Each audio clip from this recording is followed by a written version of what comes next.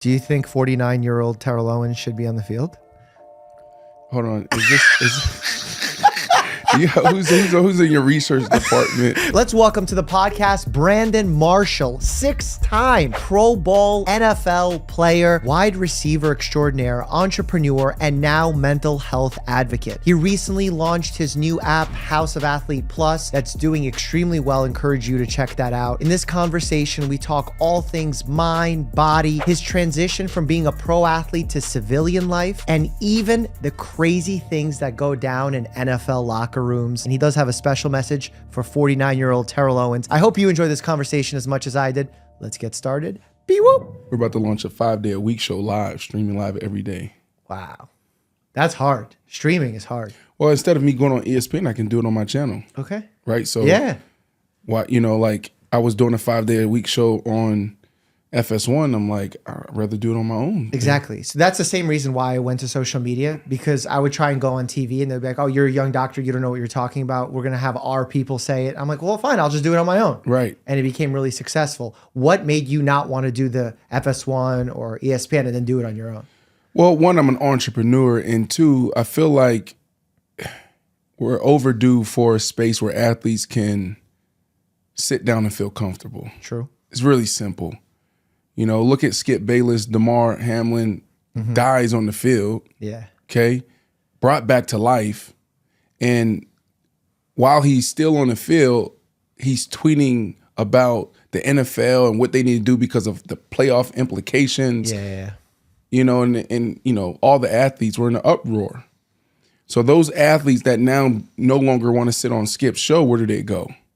And that's the opportunity for creators like myself, and there's others in the space. I think a lot of people are building out podcasts.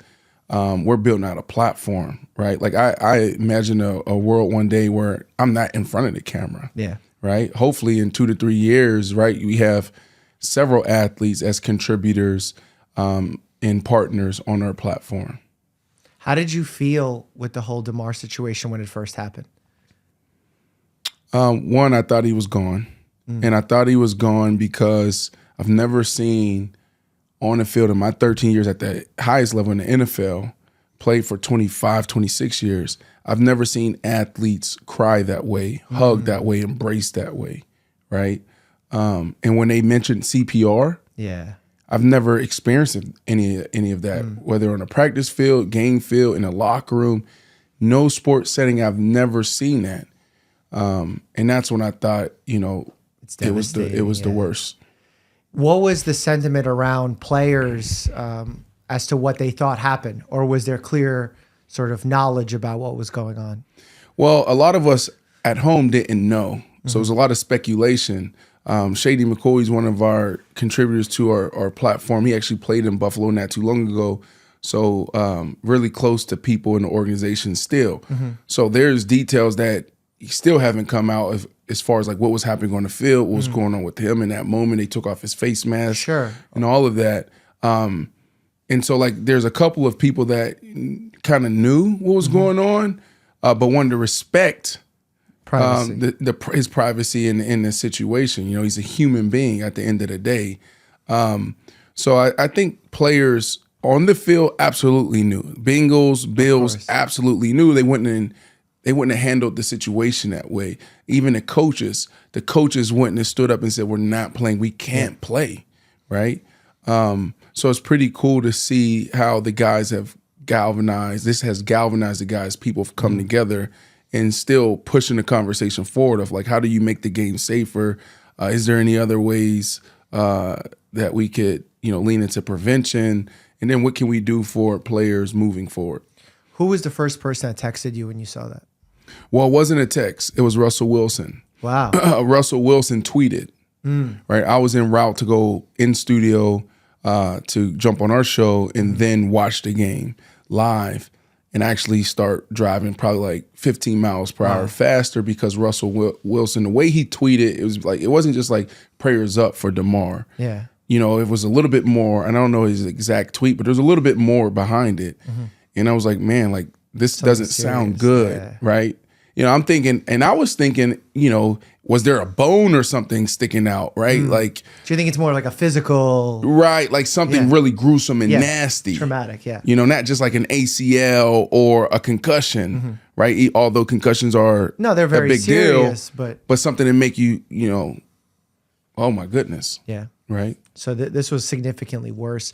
I'll tell you how I felt as a medical professional when it happened. Watching it, obviously gruesome. I had much of the same emotions you just described. For me, I gave pause into saying, we don't know what's going on here. We don't know his medical history. That's his privacy. We don't know what happened immediately before the game. There's so many unanswered questions. And yet you had so many people ready, not even to speculate, but almost with like this confidence saying, this is what happened. That's right. That's right. And I'm like, well, pause. Like, we don't know that this happened. Did that bother you that people were jumping to these conclusions, or were you like, they're trying their best? Yeah, I think that's what we usually do. It didn't bother me. I literally was just focused and locked in on him. How he's doing. That's it. Yeah. Right. Like, and I think that's what made this moment special as a former athlete and as athletes, right? Where it was like standing up to linear television, all of these reporters are people saying this or that. It was like, no, the only thing that matters is this kid's life. Yeah. That's it. I mean, even in the sports world, from a media standpoint, talk radio, we couldn't talk about anything until we knew he was okay. Literally for a week. So we're on Sirius XM, and we're sitting with the Steve Cohens of the world, and they're like, guys, we think that the only thing we can talk about is DeMar. Like, it doesn't even feel right talking about anything else. And you saw that across all networks, and that was pretty powerful. But it shows how powerful our voice is as athletes when we come together. Yes. Right. Separately doesn't matter. You're going against 32 billionaires. Yeah. Okay. And a whole institution, a whole machine. But we are the product. Yeah. Right. If we come together, how much stuff can we get done? Right. And so I think this was a powerful moment for athletes because it united us. And that's sort of what you're doing with I Am Athlete, with your facility, with talking about mental health and its combination and effects on physical health. Yep. Do you feel like you're getting buy-in from your fellow players? 100%, because this is the one thing that's so organic and real to us, right? Our cultural currency is probably the best in the business. What I mean by that is we have billions of followers collectively. Yep. All right. We touch the entire world as athletes, and we're using that cultural currency to build companies like Gatorade or the Nikes of the world, the ESPNs of the world. But the one thing that is so organic and something that we can be thought leaders in, we don't really participate in, and that's wellness. Yeah. From a business standpoint, it's a $4.3 trillion industry. And I truly believe we're the healthiest people on the planet. Yeah. Right. Why do you think that is? Where's the disconnect there? Well, one, the sexy opportunities as athletes is like, what are we wearing? There's some tech opportunities, what we're drinking. Sure. But as far as like our actual routine, our lifestyle, how do we eat? How do we sleep? How do we stay mentally fit? Like all of those things is what keeps us in peak shape and help us get to peak performance, right? Yeah. And there are people every single day that are following trends and fads because they want to live better. They want to feel better. Yeah. Well, we do this every single day. Yeah, An athlete can tear up his MCL or hurt his MCL, right? And have a scope, be back on the field in 10 to 14 days in front of 70,000 people live, millions of fans watching. And then you see some people, right, that may be on crutches for 3-4 weeks. Yep. Right? The general population. Now, do we push it to the limit because we have to at times as athletes? Absolutely. Yeah. But I'm so sick and tired of seeing people live in pain, train in pain, right? Like athletes walk in and be like, oh, my VMO's out or my left glute is out, so I got to do this to fire this because if that doesn't work, this is going to go out. I wish everybody had that type of access and that type of understanding of the human body. Yeah, it's all about performance. Yep. You're performing when you're outside with your kids and you just want to pick up your kids. Yeah. Right. I have that same mentality as a doctor that whether you're 5 years old or 105 years old, I'm going to treat you like an athlete Because if someone comes in and they're 105 years old and they're off balance, I'm going to get them on a rehab program just like I would as an athlete who had an MCL tear. Or I have a patient who has a diagnosis of Parkinson's. That's right. And they're having trouble with their balance. Same approach. We're treating them like an athlete. Because the human body responds to that level of training. That's And I right. think athletes get it the best, but at the same time, maybe put an overemphasis on the physical aspect of the training, but then forget good. about all the recovery aspect. Because if you look at what's hot in the fitness world, like let's say in the last 10 years, it's those Nike shirts that say go faster, go harder, go longer. I'm a beast. There's no finish line. And it's like, yes, that's sexy, but is that real life? That's right. And I feel like you could attest to that way better than I can, Right. Because you're an athlete. Absolutely not. I you know, it's so funny when you walk into. I was drafted by the Denver Broncos. Was there for 4 years. Played for the Miami Dolphins for 2. I was traded there. Then 3 years in Chicago. Loved Chicago. Amazing experience. Because I wanted to get into media. Wanted to go to the #1 media market in the world, capital of the world, and that was New York. Yep. So I played for the Jets and the Giants. I was here for 3 years. And, you know, any of those locker rooms, when you walk in those facilities, you'll see more guys in the recovery parts of the facility than the actual weight room or on the field, right? Okay. Like you may walk in now, what time is it? It's around 6 o'clock right now. You know, pretty much most of the guys are gone, right? Or can be gone as far as like on a schedule, but you'll walk into the hot tub, cold tub, the steam room, sauna, may go in the training room, you know, and see guys in there doing things. There's guys in there from 5 a.m. to sometimes 9 p.m. at night. Wow. Right? Just recovering. You know, and then when they go home, they're doing more, right? Because our goal as an athlete is, you know, pretty much, or the name of the game, I should say, is recovering for the next day. Yep. Right? Because it's easy to be a one-hit wonder, and it's like, anybody can run a great route or catch a ball or run somebody over once. Can you do it play after play, day after day, year after year? And that's why recovery is so critical, right? It's like, okay, you work your ass off every offseason to get to peak shape, to hit peak performance, and then now you're trying to maintain and stay there. And there's ebbs and flows to that. And the recovery is the most critical part. You know, hydration, sleep is important. We've been leaning a lot into sleep lately. Mental health is the most important part, okay? And then the other things as far as the modalities that we use and working with different gurus when it comes to, you know, the skeletal system, to, you know, muscles and, you know, all of that stuff. There's so many layers of the body, and there's literally experts that focus on every single layer. So as an athlete, you got to find who they are and work with them. That's a and task, fit it into man. your schedule. But That's yeah, we tough, get paid full. We get paid to do that. That's our job. We do that 9 to 5, right? So what I love about what a lot of groups are doing today is like, how do we take that, modify that, and scale it for the general population? And we need that. For me, I'll tell you what you probably don't know this, but I became a professional boxer this last year. And a professional barista. Exactly. That's only for you. But I became a professional boxer, and I ended up fighting on Showtime pay-per-view. Actually, I don't know if you saw Le'Veon Bell's fight. Yes. I was the fight right before him. Fucking beast. At Beast. He's actually a really nice guy. I got along with him really well. You gotta get him on the show. Cool dude. He's definitely coming on the show. He just hasn't been in New York, but he's awesome, dude. What I realized in doing the training for the full year is where is that? I don't understand. Where is the line between pushing yourself? Oh yeah, I'm just sore, versus my whole mind, body is fatigued, and I would be better off with my performance if I took a break versus pushed on and did that extra workout. How do you balance that?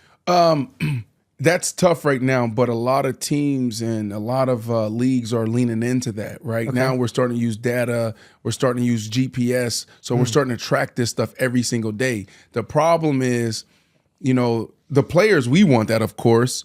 And there's people within the teams and these organizations that understand that science, technology is critical and is the way. Yeah. But what about Bill Belichick? And I'm not saying he doesn't embrace this. I don't actually even know what his philosophy and his approach to this is.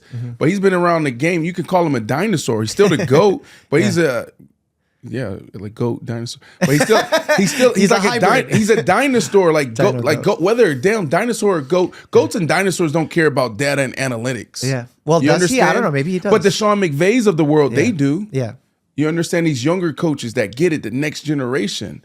Right. So that is the battle, is that you have some people still in our sports today that's still about what you said, finish strong, fast. So they do push that extra thing for no reason. Yeah, but every team, I would say this was different, right? When I first got in the league, we didn't have this, but every practice, every game, we all have GPSs on, and we're tracking all of our output. We're tracking everything. And so, there's some organizations that does it well. Aaron Wellman, Dr. Aaron Wellman, now he was the head strength and conditioning coach with the Giants. When I was there, he was one of those guys that would come walk on the field and be like, hey, your output is way too high right now. We want to cut your reps by half today, or we're going to sit you, right? Because they're looking at those numbers and they know if you're in this area, that's danger zone. You're ramped up too high. So they're probably looking at your heart rate, your weight lost, how much water weight you've lost, everything, all of that. Everything. See, like we don't have this in the Gen Pop. Like we don't have cool statistics. Maybe a heart rate monitor or a sleep tracker. But the problem with the general population is getting those statistics sometimes just creates a flood of information without knowledge of how to use it. That's right. Even for me as a doctor, sometimes patients come in with some of the information off their smartwatches, and I'm like, I have no idea what to do with this because I don't know how this applies to you and your performance. Like I need to follow you for a longer period of time. That's right. That's why I think the biggest thing for us right now, until we get there, because it's needed, is the fundamentals. Yeah. Tracking hydration, right? Like performance decreases by 25% if we're dehydrated. Fucking drink water. Yeah. Okay. It's hard, yeah. Your brain literally detaches from your skull when you're dehydrated. What the hell does that do to your emotions and everything else going on, right? Like these are things that are really happening. Sleep. 4 hours of sleep opposed to 8 hours of sleep. And if you average 8 hours of sleep, 7 to 8 hours of sleep for 6 to 8 months, it's like freaking being on steroids, some people say. Yeah. Right? It's so powerful. Yeah, well, because sleeping 4 hours a night just reduces your peak performance time, your reaction time, your creativity, all things that you need as a route runner, as a quarterback. So now let's go to, forget that. Yeah. Now let's go back to the weekend warrior there, the nurse, the doctor, the entrepreneur, the creator, right? The YouTubers of the world, not Snapchat. I don't know if they're still, they're out there. Yes. We got Snapchat. Yes, I love you guys, Snapchat. TikTok, right? The TikTokers of the world, right? Like creativity, like I'm trying to, entertainers, like how do they stay right there? Sleep. Yeah. Right? Yeah, like, I've heard Kevin Hart say some 5 hours of sleep. I'm like, Kevin, what are you doing, man? Right, because you're asking like, what should we be tracking right now? And that's what we could be measuring. Yeah, the basics. Right, so you have the Oura rings of the world. So sleep is important, and then you have nutrition as well. Like right there, those three things, you can turn into a superhero. Yeah. Right, just to be the best version of yourself. Yep. And so that's like, all right, how are you performing in this space as a nurse, as a TikToker, as an entrepreneur? Isn't it crazy? Like you would think we're sitting here having this high level conversation. You've been on the highest level of the game, 6-time Pro Bowler. And yet we're still saying sleep, drink water, take care of your mental fundamental. That's still what we're talking about. And yet we can't do it. Fundamentals, and even I mean, we can't do it. Isn't that crazy? Like that's the simplest things, and yet we mess it up all the time. That's right. Why? One, I think there's awareness, right? Like if I wasn't a professional athlete, I wouldn't be sitting here talking like this. Yeah. Hell, I may be overweight because probably 80% of the people, where I'm from are obese, and they don't, I've never seen anyone in my neighborhood growing up running and jogging. Like, hey, Mr. Sam, fucking running a mile or two. Sure, if somebody did that, like, what is wrong with that person? Miss Linda is running. Huh? Where'd you grow up, by the way? Pittsburgh, Pennsylvania, East Liberty. Yeah. So, but it's like deviant, right? It's counterculture. So I do believe we're more aware and more health conscious than ever. And so now we're in this interesting space where people are searching, people are reading, they want the information. So platforms like this are critical to get the right information out now, because we are seeing people start reading more labels, watching documentaries, but even these documentaries you put out could be a hit or miss. Exactly. So times are changing, but I think it starts with education and awareness. And then I think it's about our culture, American culture is what you said earlier from those shirts is hustle, hustle, hustle. Mm-hmm. Right? Like we celebrate not sleeping. Team no sleep. We grind season. Yeah, exactly. That's what it's about. Look, I'm up. Yeah. We don't celebrate sleeping. We don't celebrate shutting off. We don't understand the importance of it. Right? So I think it's a cultural thing as well. We need to continue to rethink some things. Even how we do business. Everybody just want to make money. Exactly. Money, money, money, money, money. Like the platform that I was telling you about that we just launched, I had this interesting exchange with someone on my team where they were like, oh my goodness, we just launched the app. It's phenomenal. It's great. We're getting a lot of engagement. And I was talking about, what we were saying earlier, like athletes coming in, like I can go and put a program together because I have soreness or weakness in my knee, lower back, shoulder. We can literally prescribe this on our app and help people out, right? And these are things that are so natural. And we can also use our pro athletes that train with us to teach it, right? How cool would that be? And so I'm describing this, we're having this conversation, and he's like, yeah, we can upcharge them. It's another opportunity to make money. I said, let's stop right there, right? Like when is enough enough? Yeah. Right? Isn't it cooler just to have a lot of people rocking with you, because we all have missions and a why and that North Star. But then once you put that in place, you say, oh, this is what the company stand for. Then it's about, all right, how the hell do we monetize it? Right? It's about capitalism, right? Which I love making money. I'm an entrepreneur, but there has to be a thin line between, I just want your back to feel better, your knee to feel better. I want you to live better, live well.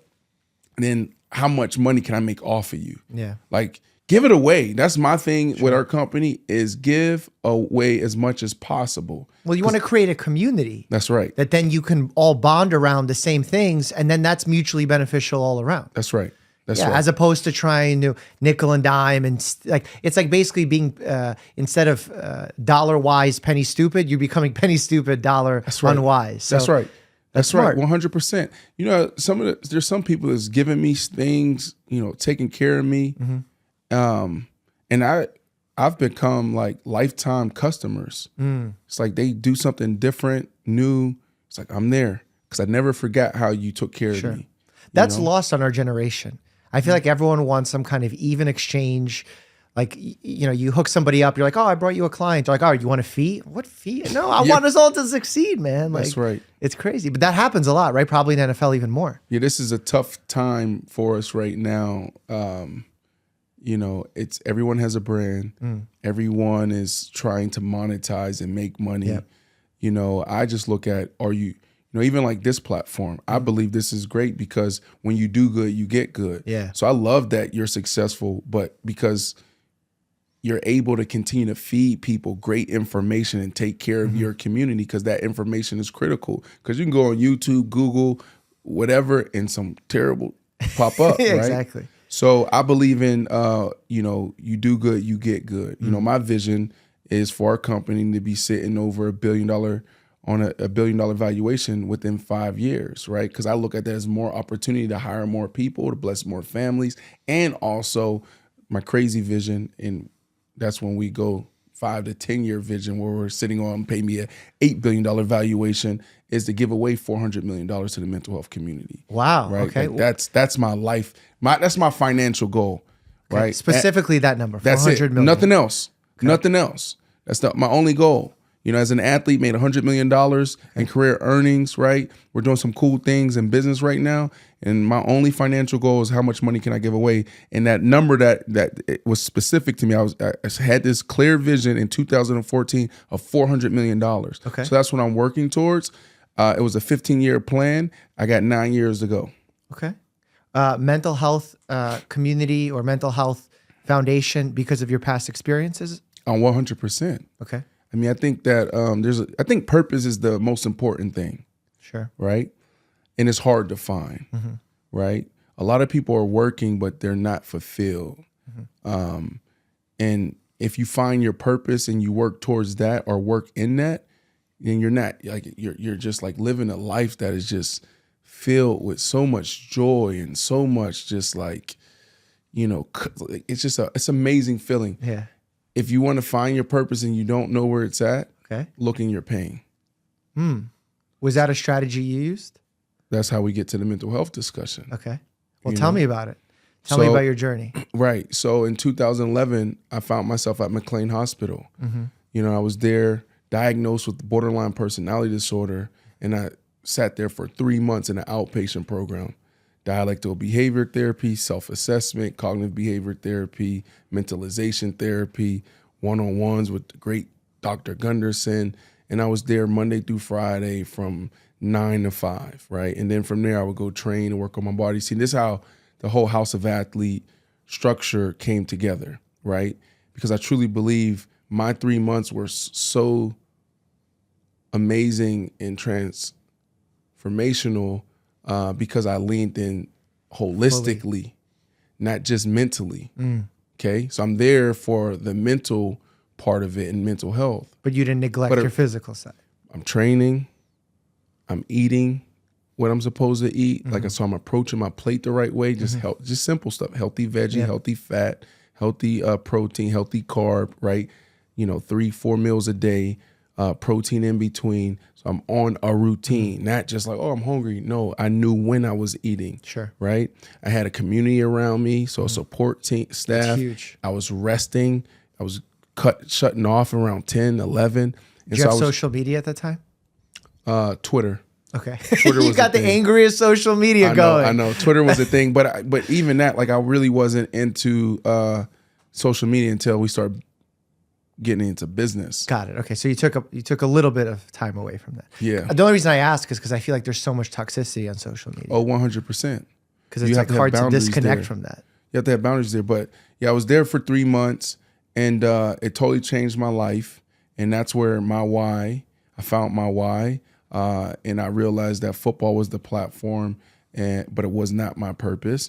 And I spent 3 months with Harvard building out a case study and learning from athletes, entrepreneurs, and entertainers that did something well beyond their field or their screen, And so I was studying Livestrong, Lance Armstrong, Magic Johnson, Keanu Reeves, Boomer Esiason, and so on and so forth.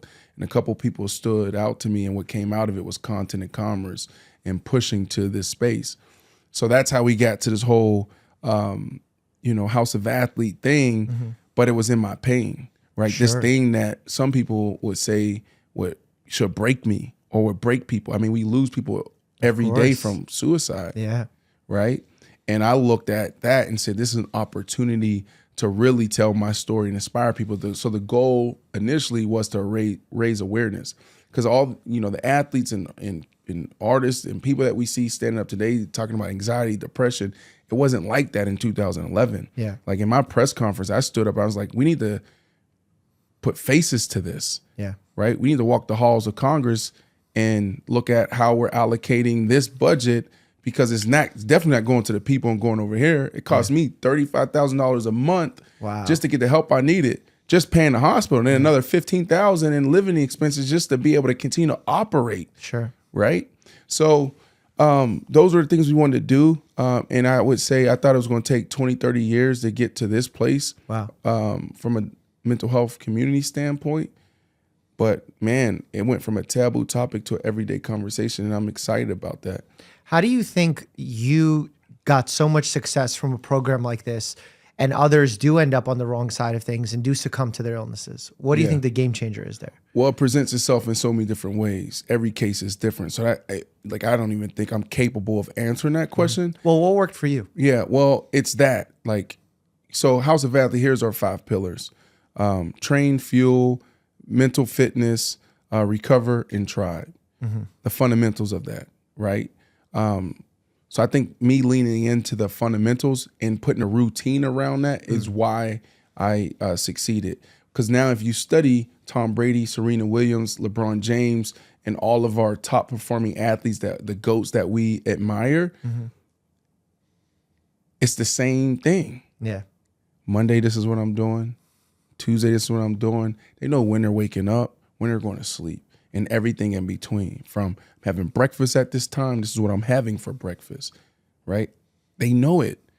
We fucking go through life as human beings sometimes just like willy-nilly with no plan. Yeah. You're going to miss the mark 1,000% if you don't have a plan. I want to get in shape. Okay, well, tell me when you're eating breakfast. Yeah, exactly. And when you're eating lunch, when you're eating dinner, and what snacks you're having in between, and why you chose these foods. Well, take me to 16-year-old Brandon. I'm talking to you when you're 16 years old. And I bet if I ask you, what do you think the life of an athlete is? You say ultimate freedom. But yet you're describing to me the exact opposite, right? Because when we're younger, we think, oh, when you're rich and you're at top of the game, you do whatever you want, you go wherever. But yet it's a very formulated, structured lifestyle. Otherwise, it's unhealthy. That's right. Yeah, and because we think about just the performance side of it at that age. We don't think about recovery. Yeah, because we recover like this when we're 16. That's right. And we don't think about... well, how do I stay at a 4.4 speed from quarter 1 through 4? Yeah. We don't think about those things, right? And that doesn't really happen until you get now at the college level. We're having these conversations and we're doing some amazing things, and definitely at the pro level. But really, an athlete, it doesn't hit an athlete until their metabolism change for the most part. Really? Okay. But we are seeing more sophisticated athletes come in, and it's like, damn, I wasn't doing this my rookie year. Yeah. Like the way they're taking care of their bodies now is totally different than what we were doing back then, right? It took like the veterans to sit me down and like, I wasn't getting a massage. I wasn't getting a cold tub. You know, these gurus that they had coming in talking about MAT, ART, and all these other modalities. They would do stuff, work on my body. I was like, man, this shit don't work, man.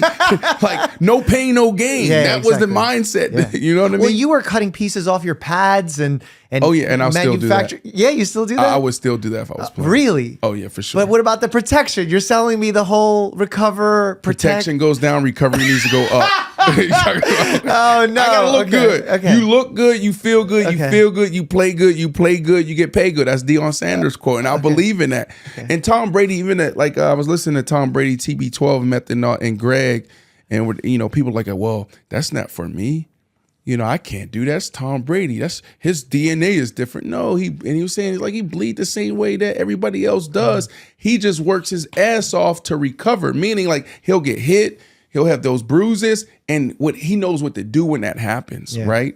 Like it's all about getting your body back to baseline and out of compensation. If I get hit here, right, I know what I need to do to make sure I'm recovered, and then I'm not putting more wear and tear on this left knee or this lower side of my back, right? Yeah. So all the people out there who may be living in pain right now, dealing with lower back issues, knee issues, ankle issues, neck issues, it's a trickle down effect and a trickle up effect, right? So if you don't take care of that, you're just going to 3 years from now, 5 years from now, 10 years from now, you're going to be the crippled person that's walking around town, and we're all like, oh, that looks so sad. Yeah. So it's important for us to take care of ourselves. We have to prioritize our health. Yeah. It's interesting that you're pointing out like the joint above and the joint below, because that's a philosophy that we learn in medical school now, at least in the medical school that I went to, because it's so easy for a patient to come in and say they have knee pain, and then we forget all about that their hip is thrown off, or it's their ankle instability that's leading to their knee pain. So you should have a doctorate degree at this point, man. Like you're talking at a really high level, just so you know that. That's really an accomplishment. I give you props for that. No, I appreciate that. I think I feel like I can administer my own IV.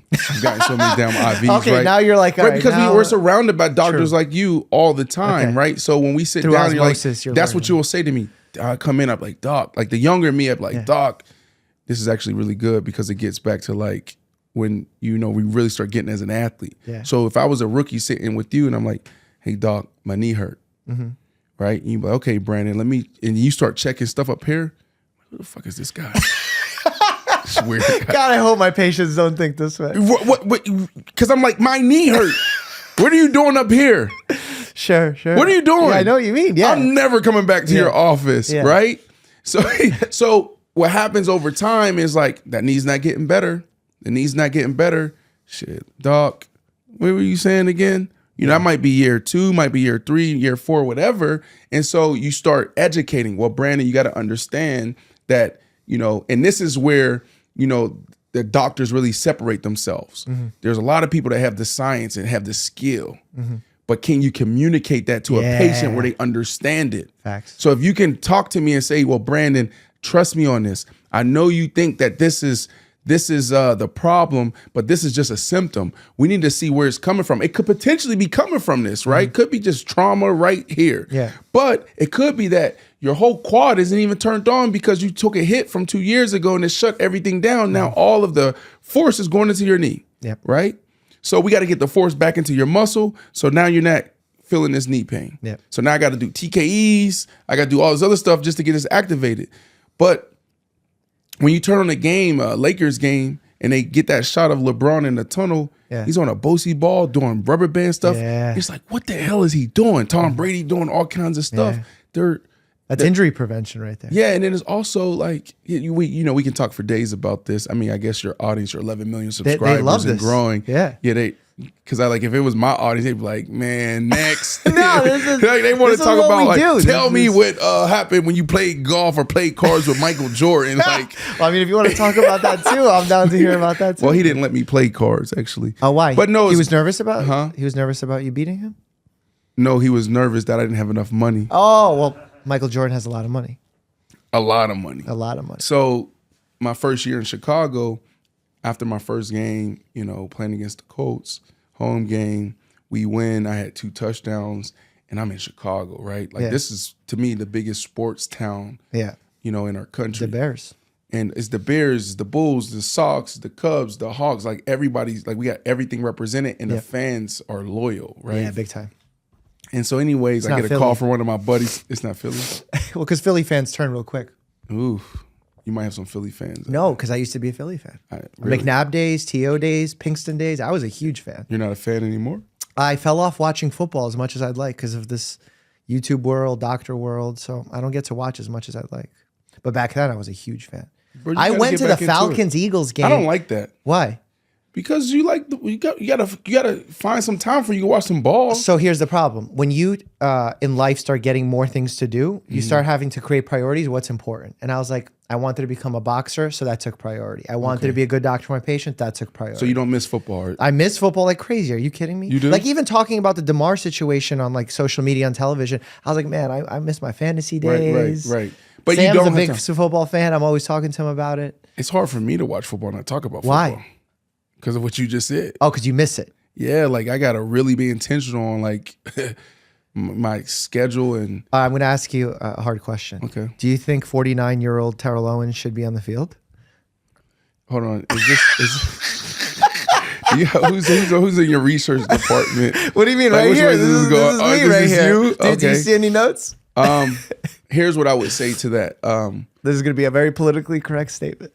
No, one, T.O. need to sit his ass down. I love it. Okay. Okay, so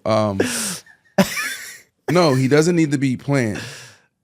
But I do think, and there's so much more to that. Sure. But I do believe, when you look at modern medicine and technology, there's no reason why athletes can't push it. Tom Brady's 45. Now, positions are different. Yeah. But I do believe athletes, the longevity and the lifespan of an athlete has prolonged. I don't be surprised if you start seeing more athletes play into their mid 40s and hell even push their. Have we seen 50s. A 50-year-old? I'm sure we've seen a punter that's a 50-year-old. I think Vinatieri, very good one. I watched and then also Testaverde maybe. Vinny Testaverde was pushing it. But you got LeBron. Look what LeBron's doing as well. Yeah. He's been playing at he's like 25 right now, basically. There you go. High level, no. No, I'm saying he's playing like he's 25. Oh, yeah, correct. Yeah. So what I'll say is T.O. need to sit his ass down. But if there was an athlete that could do it, you know what I'm saying? It would be T.O. Yeah. But there's so many other things. But it's I just don't want to see him get hurt either. Well, my biggest thing with it's like they're and I don't know because and I don't know if anybody knows his why behind it, but it just sometimes it's sad seeing our athletes like just hold on just too long. Sure. You know what I mean? That transition can be hard for a lot of us because tough, the sport is our identity for a lot of us, right? And so if you take that away, then what do I have? Sure. You know? I totally see the identity aspect of it. I see it in fighters a lot. There's also a level of it being a distraction. In your Monday through Friday training, Saturday maybe you have off, Sunday's game day, and you repeat that process over and over again. Right. And then when there's quietness, there's stillness, there's nothing to do that you have to accomplish, right. All of a sudden, anxiety creeps in, depression kicks in, at least the depressive thoughts, the anxious thoughts. And it could take you to a bad place if you're not ready for it, if you don't have prep, if you don't create your own schedule. That's right. Because before, the sport would give you that discipline. That was the hardest thing in my transition. Really? Was creating a schedule. Tell me about that. You know, every day I had an itinerary since I was 18, right? You had high school football. So I had routine and a schedule there. But when you get to college, you know, every minute is accounted for up until you go to sleep. So I had this itinerary my entire college career, obviously 4 years at University of Central Florida, and I played 13 years in the National Football League. And literally that entire time, my time was accounted for. And on paper, walk in, okay, you know, here's the schedule. Team meeting is at 8 a.m., you know, then we're going to transition into, you know, the head coach, the, you know, special teams. Then we're going to come back and do offense and defense. Then we're going to go do wide receiver meetings. Then we have a little break. And then you come in, you got a little bit of time to regroup when it comes to, you know, recovery. Then you got workouts. Then you have a walkthrough. Then you go to practice. And then after practice, you have 20 minutes to go do what you need to do. And then you have offensive meeting. Then after your offensive meeting, everybody go to their segment meetings. From your segment meetings, you're sitting with your wide receivers, what's specific to us. And then after that, you're going to do some more recovery stuff. Then you go home and then you have your own little schedule, right? So everything was there. When you stop playing ball, you have to create that for yourself, right? And I think that's why a lot of us struggle, is because you wake up with all this idle time. It's like, what do I do, right? And we stop that routine and we stop taking care of ourselves. That's why we see a lot of us struggling. I've been taking care of my body all this time. I'm gonna start eating what I want. I'm not gonna work. I've been doing this my whole life. No, whether you're an athlete or not, you still need to fucking live well and feel good, right? So we stop all of that and we don't know how to put that schedule in place. So like now, you know, running a team, you know, building teams, you know, launching new products. Like I didn't even know when to check my emails. I look up, I got freaking 1,000 emails. Sure. I'm like, damn, is this corporate America? Just sit on your phone all day checking emails? Yeah. And it's like when to do that. I don't know. Like I look up at the end of the day, I'm tired. Now I got 50 mails in my inbox. I'm like, I'll do it till the next day. Now it piled up. So I had to find a way, like, okay, this is when you're going to check your email so it doesn't get, you know, all backed up, right? When I run team meetings, when am I going to meet with this person, that person? When am I going to take care of myself in this process? Yeah, that structure is important because it creates discipline without you even thinking about it. It creates habits. Right. And habits don't take a lot of mental energy to execute a habit because it's just what you do. Like you don't have to force yourself to drink a glass of water. It's a habit. I drink a glass of water when I wake up. You know, where I see a parallel in this, I just said I treat all my patients like athletes. There's a parallel with men who retire have the same issues that athletes when they retire, 30 years, 40 years down the line. They retire, they have this huge celebration. They used to have the structure of work, waking up at this time, this, that, and then it goes away, and then they fall into a dark place. And that's why we see our depressive rates and suicide rates higher in those over the age of 65 after they retire, specifically for men. So it's interesting that the same process that goes through with a professional athlete happens with men in that age group. This is something I talked to Reggie Bush about last weekend. And I'm curious about your take. And if you don't even want to talk about it, that's fine. But I'm curious as a doctor. NFL has gotten a lot of pushback for being a dangerous sport. A lot of NFL players are saying they don't even want their kids to play. Concussions are a big issue. These are all things important to talk about. But then you hear whisperings of players saying, I got medications to be pain-free to play. I got Toradol injections. I got Percocet in order to be able to practice. Do you think that that's a widespread practice, or do you think these are like individual outlier moments? Every case is different, but definitely it was a widespread practice, but it could show up differently in every team. depending on physicians administering these things and also leading these teams. They've cracked down on a lot of these prescription drugs and the Toradol stuff. When I first got in the NFL, 2006, we left team meeting. So this is the night before the game. Okay. So night before the game in the NFL, you know, you could be home or away. You're staying in a hotel. Ooh, Okay. So let's say we're home, Denver Broncos. We're in Denver. Get in my car. Got to be at the team hotel, checked in by 6 p.m. Team meeting starts at 8. And then we go into that same cycle that I talked about. So the whole team is together. Then you separate into special teams, come back together. Offense over here, defense over here. After that, then the receivers meet together, running backs meet together, et cetera, et cetera. Okay. After those meetings, they have food and then also treatment set up in the conference rooms. Okay. And then you can make your way to your hotel room by 11 p.m. is curfew. Okay. All right. So my very first time going through this, walked out of that receiver room, that last meeting that I had, and I walked by one of the rooms in this whole conference center that we were in, and I seen a line of guys lined up with their pants like almost, to get a... you know, underneath their butt or like their belts open. And I stopped at Pete. I'm like, what the hell y'all doing? It's like, oh, we about to get a Toradol shot. Oh, no. Right? Yeah. So the night before the game, you would see a line of guys just boom, boom, boom, boom. And you know, a Toradol shot is almost like it just masks the pain to make you feel better. You know, it helps with inflammation and all of that. And I do think it's needed at times, but I do think that there's been some teams and some players that's overdone it. I'm one of those players. You know, when the NFL stopped doing this stuff and start really cracking down on some of these practices, you had a lot of players that were so used to that. I don't even know call if it's addicted. That was like, well, how am I going to finish? How am I going to finish? So what I end up doing is going to the black market, finding Toradol pills because the teams wouldn't give it to us. Okay. Right. So literally up until, you know, I like damn near retired, you know, I would have my own little prescription bottle of Toradol and I didn't overuse it. But when I needed it, I was like, okay, cool. Boom.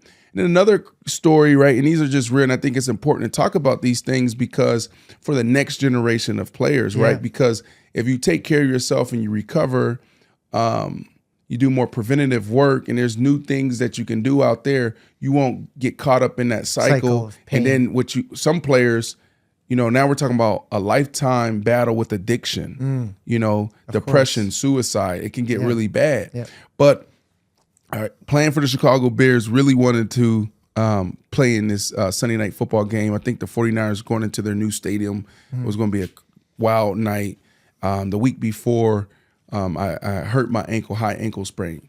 They said I was supposed to be out maybe 4 to 6 weeks, right? It was a bad ankle sprain. Well, high ankle sprain's tougher than lower. Yeah, tough. So now I have 7 days to try to find a way. Wow. So the team's like, hey, we're just going to just rule you out. Don't practice. Don't do that. I was like, listen, I probably won't be able to practice, but don't make a decision until after warm-ups on Sunday, on game day.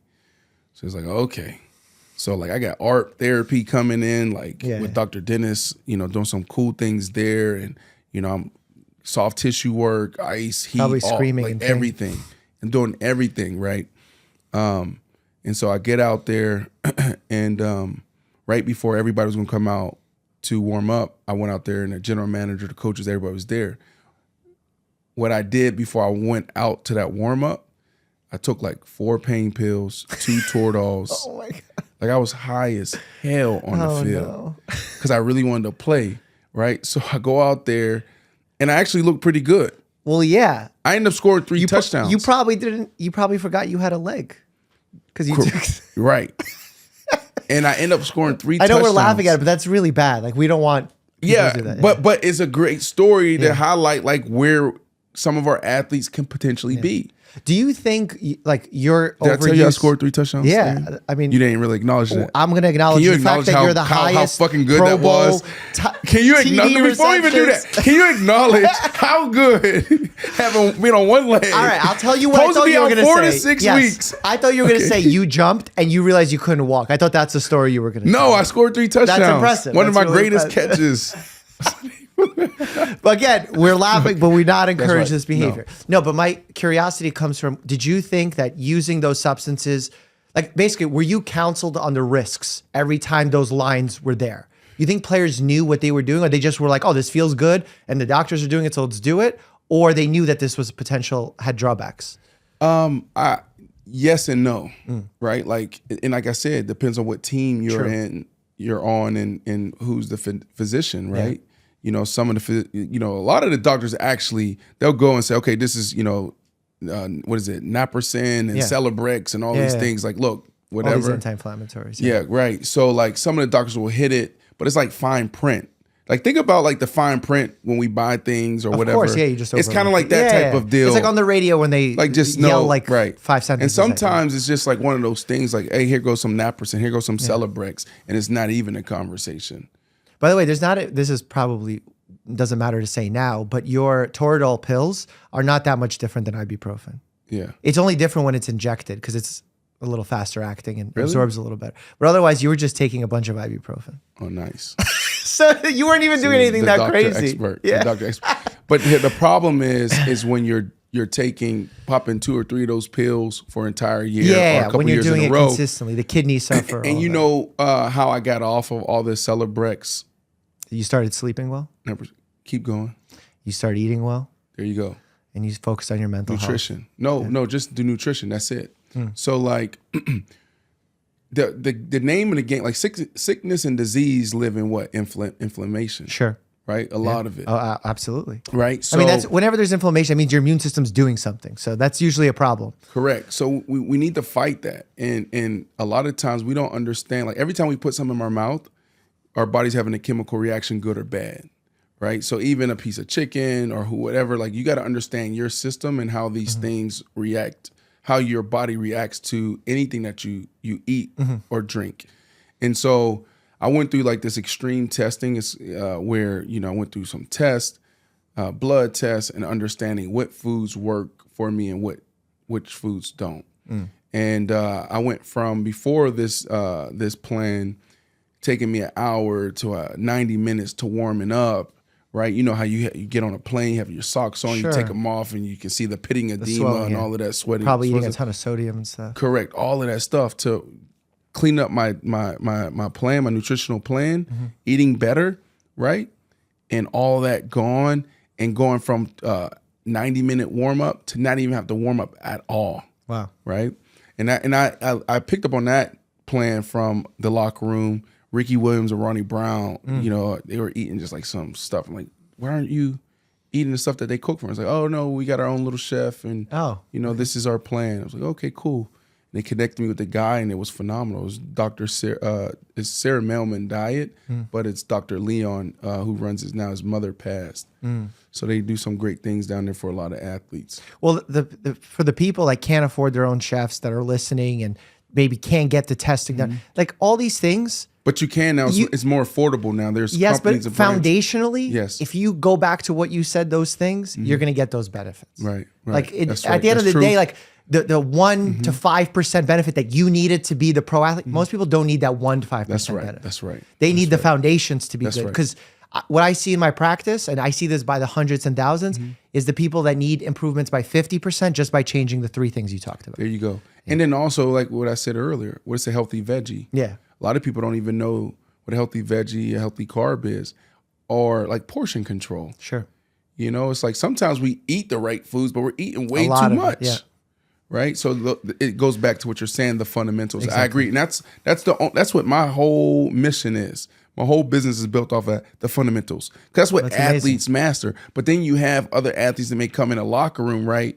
Because like that, there was only 3 or 4 of us on that plane. Everybody else was eating the stuff was in the cafeteria, which was the healthy, everything else. Well, I don't know about healthy in the locker rooms. In the hospitals, we serve the worst foods: burgers, chicken wings. We got some of that. And I'm like, what do we like? This is a hospital. Like we're supposed to be training the good habits. Right. And yet it's the worst. Right. Click here to check out a video about the worst fitness mistakes that my patients make, and maybe it'll motivate you to start a workout plan. As always, stay happy and healthy.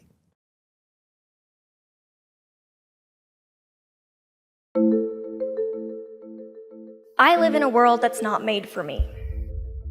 Not your average influencer and YouTuber, diagnosed at 4 years old with a rare eye disease. The doctors told my parents one day she's gonna go blind, but we don't know when it will be.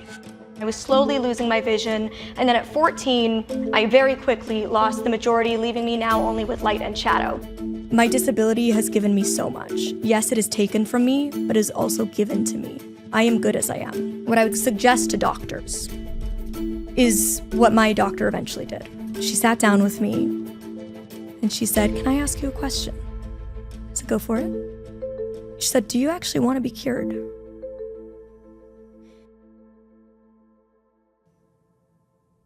And I said, "No." Welcome back to the Checkup podcast. Today's guest is Molly Burke, an incredibly successful creator, motivational speaker, and one of the most recognizable advocates for the blind and disability communities. She's built an audience of millions by showing the world what living without sight actually looks like, all with honesty, humor, and a lot of swagger. In our conversation and in her new book, Unseen, Molly opens up about the eye condition that took her vision, why she doesn't want to be cured, the bullying she faced as a result of her disability, how she was taken advantage of by a nonprofit organization, and what it's really like navigating a world that wasn't built for you. From dating to tech to even falling off stage, we get into all the details. It's raw, eye-opening, and one of the most powerful conversations we've had on the show. Do you want a koosh, baby? I know you're so excited, but you can just koosh and take a nap. It's okay. What does koosh mean for him? Lay down. Ah, okay. There we go. There you go. What a See, happy you just camper. chill. You're just gonna listen to Mom natter on like you always do. How is Elton on flights?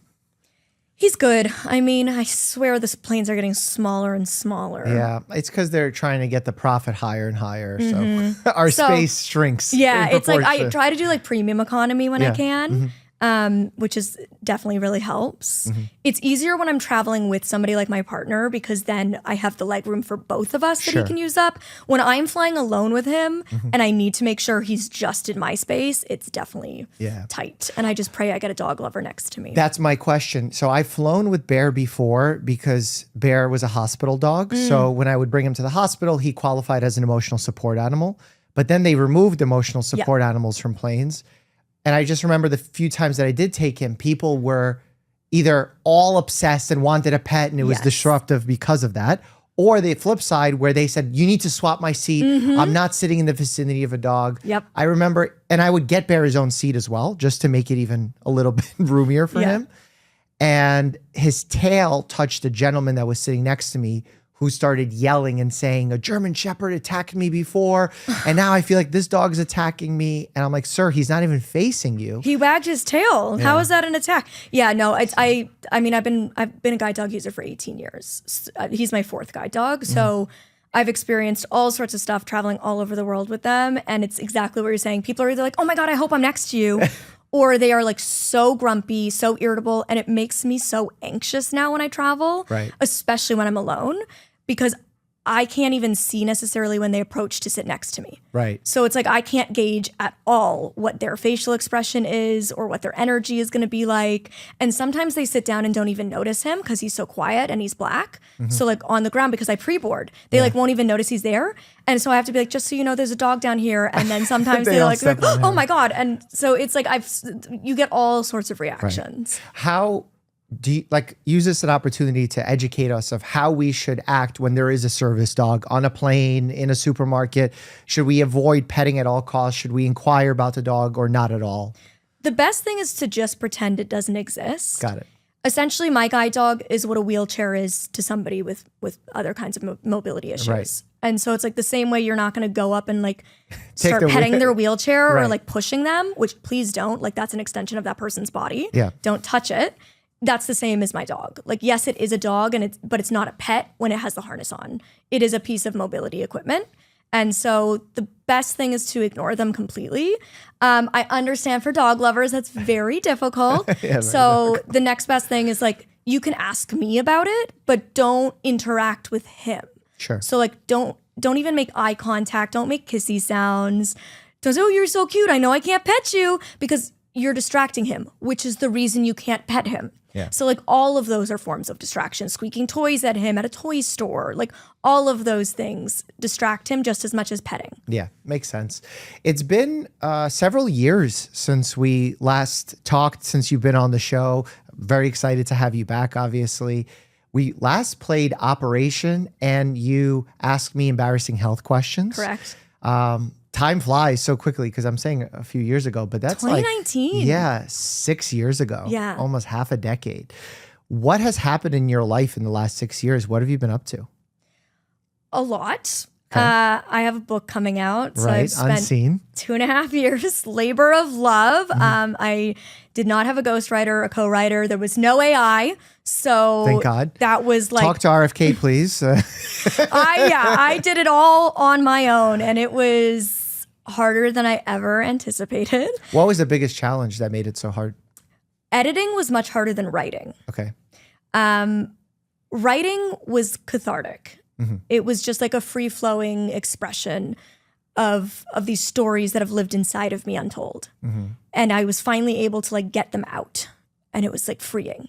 But then editing that was a nightmare. It's almost like journaling, right? You probably started having an experience of positivity, like starting the process, putting some words down, and then from there on out, you started getting excited about sharing the message. Yeah, and it's like it's creative. It's fun to see like, how am I going to share this story and what serves the story best? And all of those kind of questions are really creative and fun. Like, what do I want the prologue story to be? How do I want to set up the story? But the editing of it, where you're like picking and choosing what parts of your life don't make the cut, Yeah. or like reading every single word and wondering, will people read this with the intention I have them to read it? Like, will they receive this message the way I've meant it to be written? And that's weird because I know what I mean when I write something like that. Yeah. But will other people take those words to mean something different? And so that was really weird, trying to get into other people's minds and like going to people in my life and being like, read this sentence. What do you think that means? Okay. What was your goal that you set out in writing this book? What did you hope to achieve? I really wanted to share more of myself, which I think for anybody who's followed me for my social media career over the last 11 years would be surprised to hear, hi, Elton. Hi, baby. It's not about you right now, my love. He's like, I don't have my He's like, where's my stuff mic? on." Yeah. Where's my mic? I really kept a side of my life hidden. Even being on YouTube and sharing so much. Yeah, I'm so known for being vulnerable and open, and yet there was so much that I hadn't shared. And I felt like there was topics that I would kind of just dance around. Like if people asked, I would just give like the PR answer and not the truth. And I wanted to free myself of that. And I held a lot of these secrets out of fear. Fear of hurting other people, fear of retaliation. I speak very openly about different like large institutions that hurt me along my journey. And I know that I'm not sharing these stories to hurt those people. I'm sharing this story to free myself. But I know that that comes at the cost of potentially hurting people. And I've spent so much of my life being bullied and being hurt by other people that I don't want to be the cause of someone else's hurt. But sometimes in order to tell your story, you know that it is going to hurt people, and that's really hard. So that was one of the hardest parts, is how do I tell this story in a way that honors my own truth, but protects people, even if they don't really deserve that protection. When you're talking about these organizations, are you comfortable sharing some of these stories today? What stands out to you in this journey that you haven't shared yet? When I was 5 years old, I became the face of a charity who was trying to fund vision research for a cure for my disease.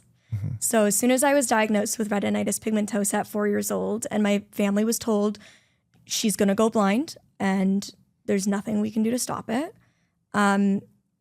they were put in contact with a charity who was kind of considered our only hope.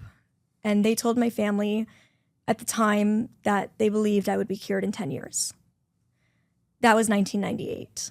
In 2008, I went blind. So 10 years after they said, in 10 years she'll be cured, is the very year that I went blind. But I spent my whole childhood as the face of this charity.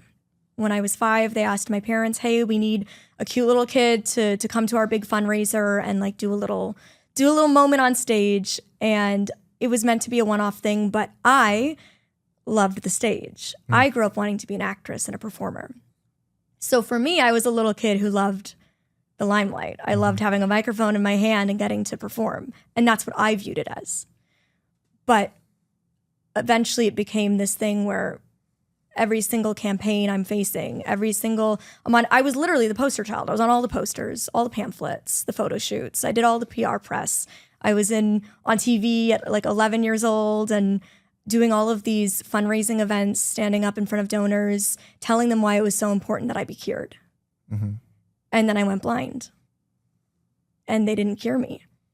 And my whole childhood being told, if you do this, you will help cure yourself. And then you go blind and you realize there's actually no cure in sight, no pun intended. But all I've been told my whole life is you need to be cured. And now I'm realizing I'm not going to be cured. And I do actually have to live as a disabled woman. But all I've been told my whole life is being disabled isn't good enough. You need to be able to see. We need to cure you, to heal you, to change you, to fix you, to fit society. And I had to realize at 14, that's not going to happen for me. So how, when I've been told my whole life, the only way I'll be good enough is if I can see, am I supposed to feel good enough as a blind person? So that was a really hard journey. And it led me down a lot of really dark paths. I became suicidal. I was really badly bullied, dealt with severe depression, anxiety, complex post-traumatic stress disorder. It really impacted my mental health, which ultimately impacted my physical health. I really struggled with digestive issues from anxiety and depression. I could hardly eat. I lost a crazy amount of weight, lost my period, like really, really, really got physically and mentally impacted. Mm-hmm. And so I talk a lot about that and all of the paths that it led me down, all of the harmful ways I was set up to. That mindset of feeling not good enough led me to accept less than good enough treatment for a lot of my life. What was the organization doing that was leading you to believe that you needed to be cured? Was that a message they were putting onto you? Or did you feel that perhaps because you were younger, you were excited, you were impressionable? What led to that communication? Yeah, in the book, one of the lines I talk about is how I believed their optimism because I was a child. Mm-hmm. And you believe adults always tell the truth. Mm-hmm. So I understand now that they were being optimistic. Mm-hmm. You don't understand that at 5 years old. You don't understand that at 8 years old. You think that they're telling you. And I'm sitting in these rooms surrounded by doctors and scientists and researchers who are telling me all of what you're doing is going to help find the cure. So in my mind, like, there's going to be a cure. I mean, they literally told my parents, in 10 years, we believe she'll be cured. That was verbatim what they said to them. And so that was not only what I thought, but what my parents thought, because again, my parents don't know anything about disability. I was their first contact with disability, was their own child. And so they're being told by the people that they're meant to look to, the specialists, the experts, for advice. And when they're being told there's going to be a cure, they believed it too. So you felt like it was a layer of false hope that they were putting onto you? Yeah, and like I said, I understand now it was optimism. Mm-hmm. But I think, and I also think, I always say I don't have a problem with medical research. I have a problem with the PR team. I have a problem with the marketing. Because a lot of times the way we market medical treatment and research is by pitying the disabled or sick person. Mm-hmm. We talk about how awful it is, that they are suffering from. And when my whole life, the language around my blindness and my eventual vision loss was this poor girl isn't going to be able to see in the mirror, isn't going to be able to see her child smile one day. It's all this like sad language around what became my eventual reality. I internalized all of that because that's how these organizations speak to pull at heartstrings to get the money they want. it's a lot of like sadness, pity. Oh my God, this is awful. We have to stop it. We have to do anything we can so that this isn't going to happen. But it happened. So was there a conflict internally within you where you felt totally fine and happy with your life, but all these people are telling you you should feel terrible because they're trying to get donations, that it ultimately impacted you to a level, being an impressionable young child, to feel terrible, when had they not done that, you might have felt totally accepting and okay with your current situation? The reality is, I think we'll never know how life would have been different if from the moment I was diagnosed, I was empowered. And I was told that I'm wonderful as I am and I'm good enough. And that look at all of this accessibility and look at this amazing community of blind people that you're joining. And we'll never know how that would have changed my trajectory. But what I can say is when society is telling you from the moment that you have any kind of concept of yourself that you need to be changed, it's hard to feel good enough as you are. Do you think that in general, society does too much fetishization of disability, of pity? My friend Pam calls it inspiration porn. I was just going to say inspiration porn, yeah. Where they do this too often, where it may be coming from a quote unquote good place, but it ultimately creates negativity in those who are actually disabled in their minds without intending for it to land that way. Do you feel like that happens? So I think the majority of the world is ableist. And I don't think they're doing it intentionally. I think society has always been ableist. And so we just continue the cycle. And you have to unlearn.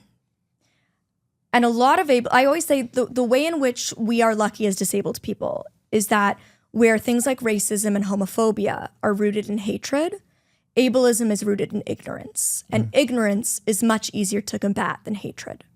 We just have to combat it with education. But because, I mean, we live in a world where the ugly laws were in effect not that long ago, where disabled people who looked different were literally not allowed to leave their homes. We live in a world where it is still legal in this country to pay disabled people less than minimum wage for the same work. We live in a country where people were institutionalized and segregated for decades, removed from their families. And so the world hasn't had an opportunity to learn about disability. And when you have no access to learning about disability and the only place you're learning about it is through media, which to this day we have 3.1% representation of disability in media, and the majority of that is written, directed, and played by non-disabled people. So they continue to perpetuate stereotypes, tropes, and misconceptions. They continue the misinformation. Give me some examples of that in media. I mean, every single day I get comments that I don't look blind. What does that mean? I get that I can't be blind because I can blink, because I can move my eyes, I have control over where I'm looking, that my eyes are a blue-green color and I would have foggy, glossy eyes. All of these different things, that I can't be blind because I do my makeup and I like fashion. So many different stereotypes and misconceptions that I'm looking at the camera as if the camera is not right in front of me, that I'm not looking directly forward. And does that ever get tiring of feeling like you need to be the one educating, or do you find it as an opportunity where you can intervene in a section of society that you find problematic? Well, when I went blind and I threw myself a daily pity party and I was resentful and I was angry and bitter and asked why me, it wasn't a very good place to be. And as I said, I was suicidal. I really hit rock bottom. I had a plan in mind. And I looked at my life and I said, okay, so I have my option. The other option, in the other hand, is giving myself one more chance. But if I'm going to give myself one more chance, I have to change things, because I can't expect my circumstances to change if I don't change. And for me, it really was this realization of I can be a victim to my circumstance, or I can try to change my circumstance. And to change it, I need to get out there and proactively be a part of the solution, which is educating. And so while I had spent my whole childhood public speaking for this charity, and I had completely stopped by 14 because of my anger towards them, I eventually decided in my teens to start public speaking again on my own terms. So I started going to schools in my neighborhood, and I would tell them about my vision loss journey and my bullying. And I would tell them about how I live life now and how I do different things, like how I do my makeup. Same kind of stuff that I now post on YouTube and TikTok, Right. but on the live stages to my own age group. Like I was speaking peer to peer.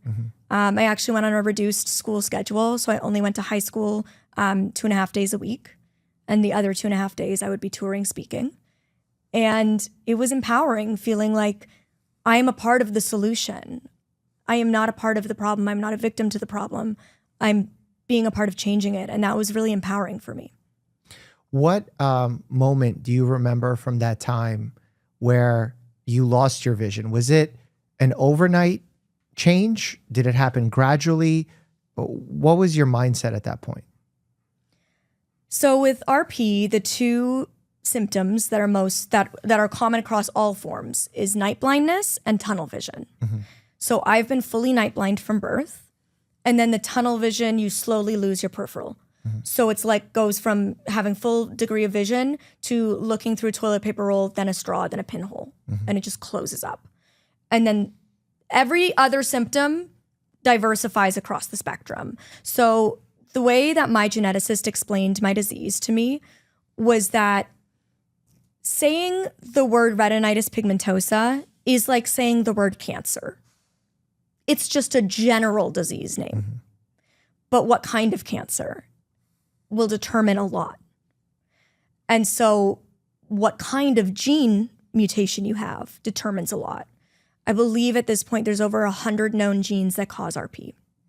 So depending on what gene type you have will predict your vision loss. I got my gene diagnosis 2 years after I went blind. So originally it was suggested that I would lose the majority of my vision in my 30s or 40s. Do we want him to go out? No, why? We can send him out if he's being too much of a ham. He's so good. Okay, Kush, my love.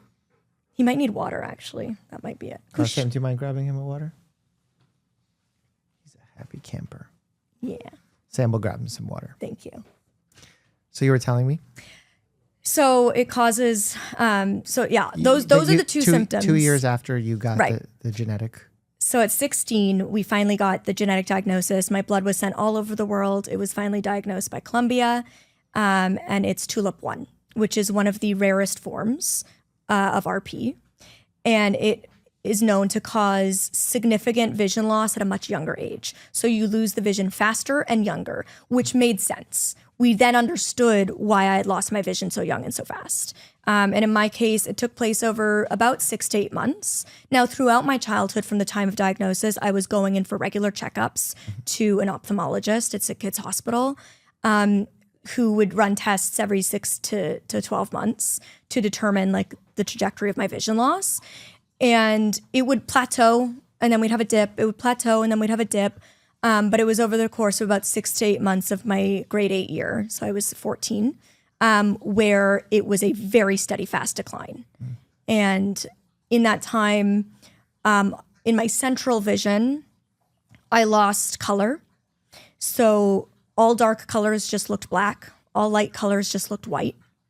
So I could only see extreme high contrast. I went from needing like larger and larger and larger print to eventually not being able to see print at all. And then I also have something called Charles-Bonnet syndrome, which is the only disease that we currently know of that causes visual hallucinations that is not related to mental illness. So people with Charles-Bonnet syndrome experience visual hallucinations that can range from seeing hyper-realistic things, like walking into your living room and seeing an old-timey horse and carriage sitting there, to seeing kaleidoscope of colors and light. In my case, it's blue, green, and purple fireworks that fill the entirety of my visual field. I see them 24/7. They never go away. eyes open, eyes closed, going to sleep, it is constantly neon bright lights. And essentially what happens is it's common for people who have vision loss that happens rapidly and traditionally due to retinal diseases like mine. And your brain panics and it wants to see. And so it tries to rewire itself to see, and it creates new visual pathways. Wow. And so it's very, very few people know about it.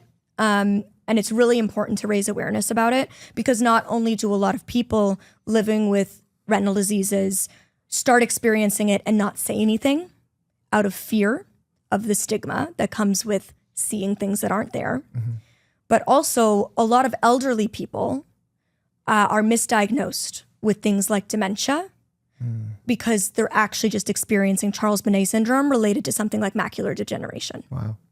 And you mentioned bullying that was going on. Was that from your classmates at school or people in your life that close to you? What was going on there? Yeah, my classmates at school all turned on me. And then also what was most shocking was the adults in my life. I had teachers say that I was faking it. We actually had the school guidance counselor tell my parents that it was my fault I was being bullied because I was being dramatic about my vision loss. And it was a whole thing. She got on the phone with my psychologist and my ophthalmologist, and they had to tell her that there is scientifically no way I'm faking this. And that also dealing with depression is not dramatic. So it was a whole thing. But yeah, she told all of my teachers not to believe me and to act like I was faking it. God, that's so toxic. Yes. How did you handle that, being a kid who wants to see, who's wanting to be like their classmates, being promised that there is a cure or that you should hope for a cure, and people don't believe that you have this condition? It's a really awful feeling when the most traumatic thing in your life is invalidated, especially when you're actively going through it. I mean, being online, again, I get the comments of she's faking it every single day. I don't care at this point. I think it's funny. But when it's happening in real time as you're going through it, it is such a horrific feeling. And by people you trust. And people who are supposed to protect you and have your best interest at heart. And this is another layer to the story that's in the book. At the time of my vision loss, I went to an extremely prestigious private school. And so it really thickened the dynamics that were at play here. Private schools don't have to play by any certain rule book in terms of providing accommodations the way that public schools do. And so they did not want me having a vision itinerant in the class supporting me. They didn't want to give me access to accommodations and accessible tools that I needed. It was really difficult to navigate. Some of my bullies, their families made large donations to the school, so they didn't get in trouble. It's a lot of weird dynamics at play that made the situation worse. How did your family support you through this, or go to bat for you? Or perhaps I'm missing part of the story there. No, my family is my absolute rock. Okay. I would not be here. Like, my parents to this day are my best friends. They both work full time with me in my business, supporting my goals and dreams. I am so blessed. And that is a huge privilege. I'm really fortunate that my family, they got the diagnosis and they were like, we're just going to run with this. And every step of the way, they let me lead. They let me tell them what I needed. They went to bat for me. They advocated when I couldn't. They taught me to advocate for myself as I grew older. But the best thing they did for me was they treated me the same as they treated my sighted older brother. They let me go run around the park knowing that I had a greater likelihood of slipping and falling and breaking my arm. And they said a sighted kid can slip and break her arm. But she needs to be a child and she needs to have life experiences. And as I grew up, it continued. They let me be myself. They believed that their job as my parents was not to make me who they wanted me to be, but was to help me become who I'm meant to be. And I'm forever grateful for them. I'm really curious about your relationship with the word cure, because in the disability community, I feel like there are different opinions and feelings on it based on people's experiences, based on how they feel about their disability, based on how they identify themselves with their condition. I remember even watching a movie, and I'm curious on your take on that movie, called The Sound of Metal. the drummer who lost his hearing, and they were discussing cochlear implants, and there was judgment from the community, the deaf community, saying that we don't need to be cured. We're part of this community. As an able-bodied person, to me, that's confusing. Can you help me better understand that? Yeah, and that's why I was interested to have this conversation with you, because of course you come from a medical background where you're taught to cure everything. Yeah. Yes. And try and fix. Yeah. Yeah. And so there's many schools of thought when it comes to disability. The two most prominent are social model versus medical model. So the medical model is what society has run on historically, which is the treatment. It's we cure, we fix, we treat, we heal. The social model began as a part of the disability rights movement. And the social model is the idea that disability is a systemic societal issue, not an individual issue. And therefore, the cure or treatment is changing society, not changing individuals. So that looks like becoming less ableist. That looks like giving us more equitable opportunity. That looks like building infrastructure that's accessible and accommodating to all needs. Because the reality is there is so many reasons to go blind.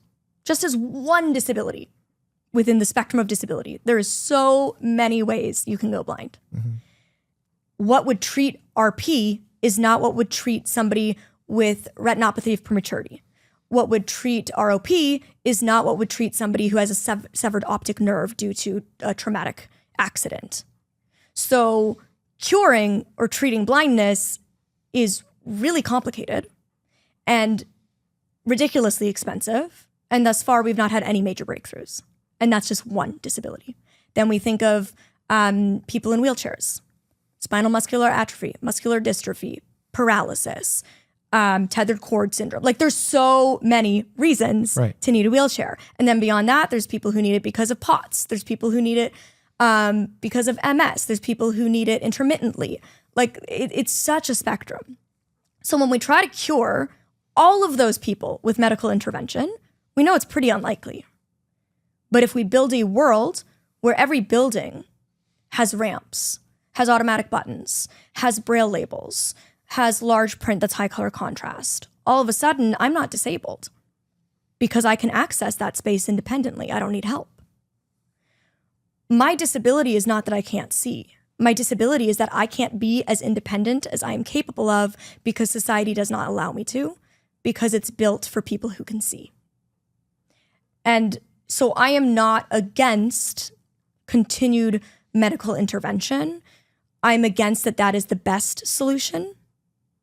I'm against that is what we should be putting all of our time, effort, and money into, and neglecting making the world a more accommodating space for everyone who lives in it.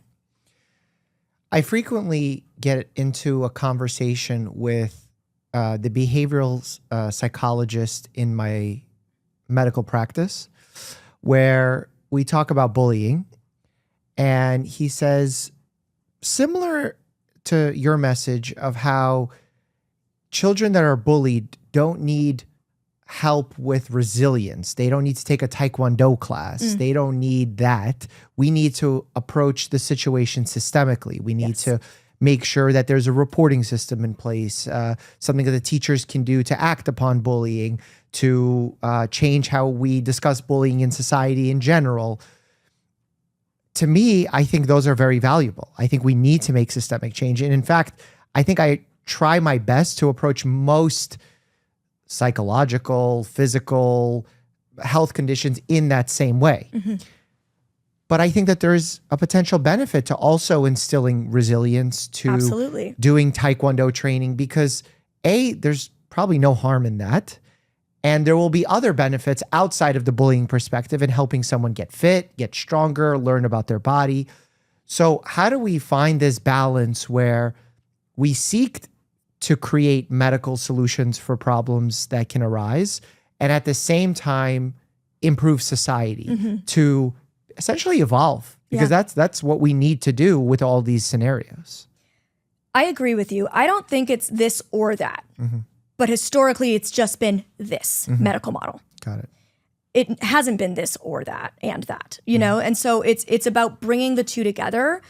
I think there's a lot of things. I think number one, we need to realize that time and time again, it has been shown that when we design for disabled people, it drives innovation for everyone. So the curb cut phenomenon, right? The curb cut in the sidewalk, that slant when you cross the street, was designed for wheelchair users. Now everybody riding a bike, pushing a stroller, on a skateboard, with a trolley benefits. We have so many more examples of that. Captions, designed for the deaf community. Now everybody on their commute is scrolling Instagram with the captions. I mean, it's how I learned English. Literally, when I came to America, I watched Friends with captions, and that helped me learn the language. Good faster. choice, best show. But no, my sister-in-law is French. Okay. And she lives in France. My brother and her live in France together. And whenever they come to visit and we watch family movies, we have the captions on for her because it makes it easier for her to follow along as a not native English speaker. Right. So there's so many uses for those captions. Alexa, you're welcome. That was designed for blind people. Now everybody, Alexa, set the alarm. Alexa, play Taylor Swift. Alexa, do this. Sorry for everybody whose Alexas are going off right now at home. Exactly. But you know, there's so many examples of how something that was designed to be inclusive for disabled people actually benefited society at large. So I think it's really important to understand that we're not thinking of making the world more accessible. We're thinking about making the world more universal, better for everyone.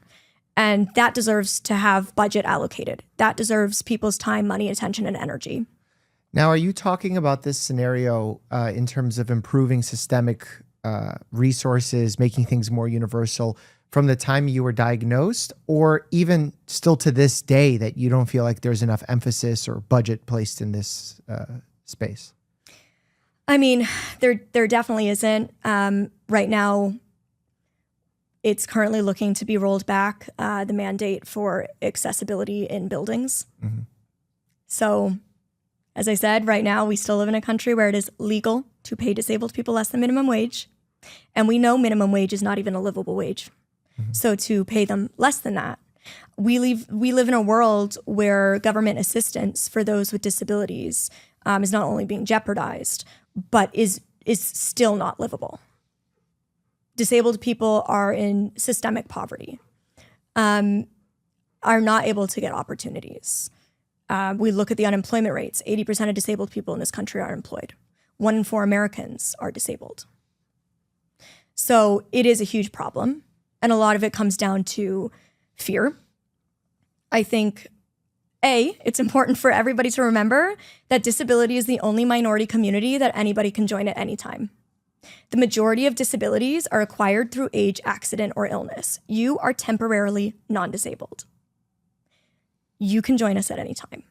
So we're not talking about a community that doesn't affect you. And I don't think you should be waiting until you or one of your loved ones is impacted to care.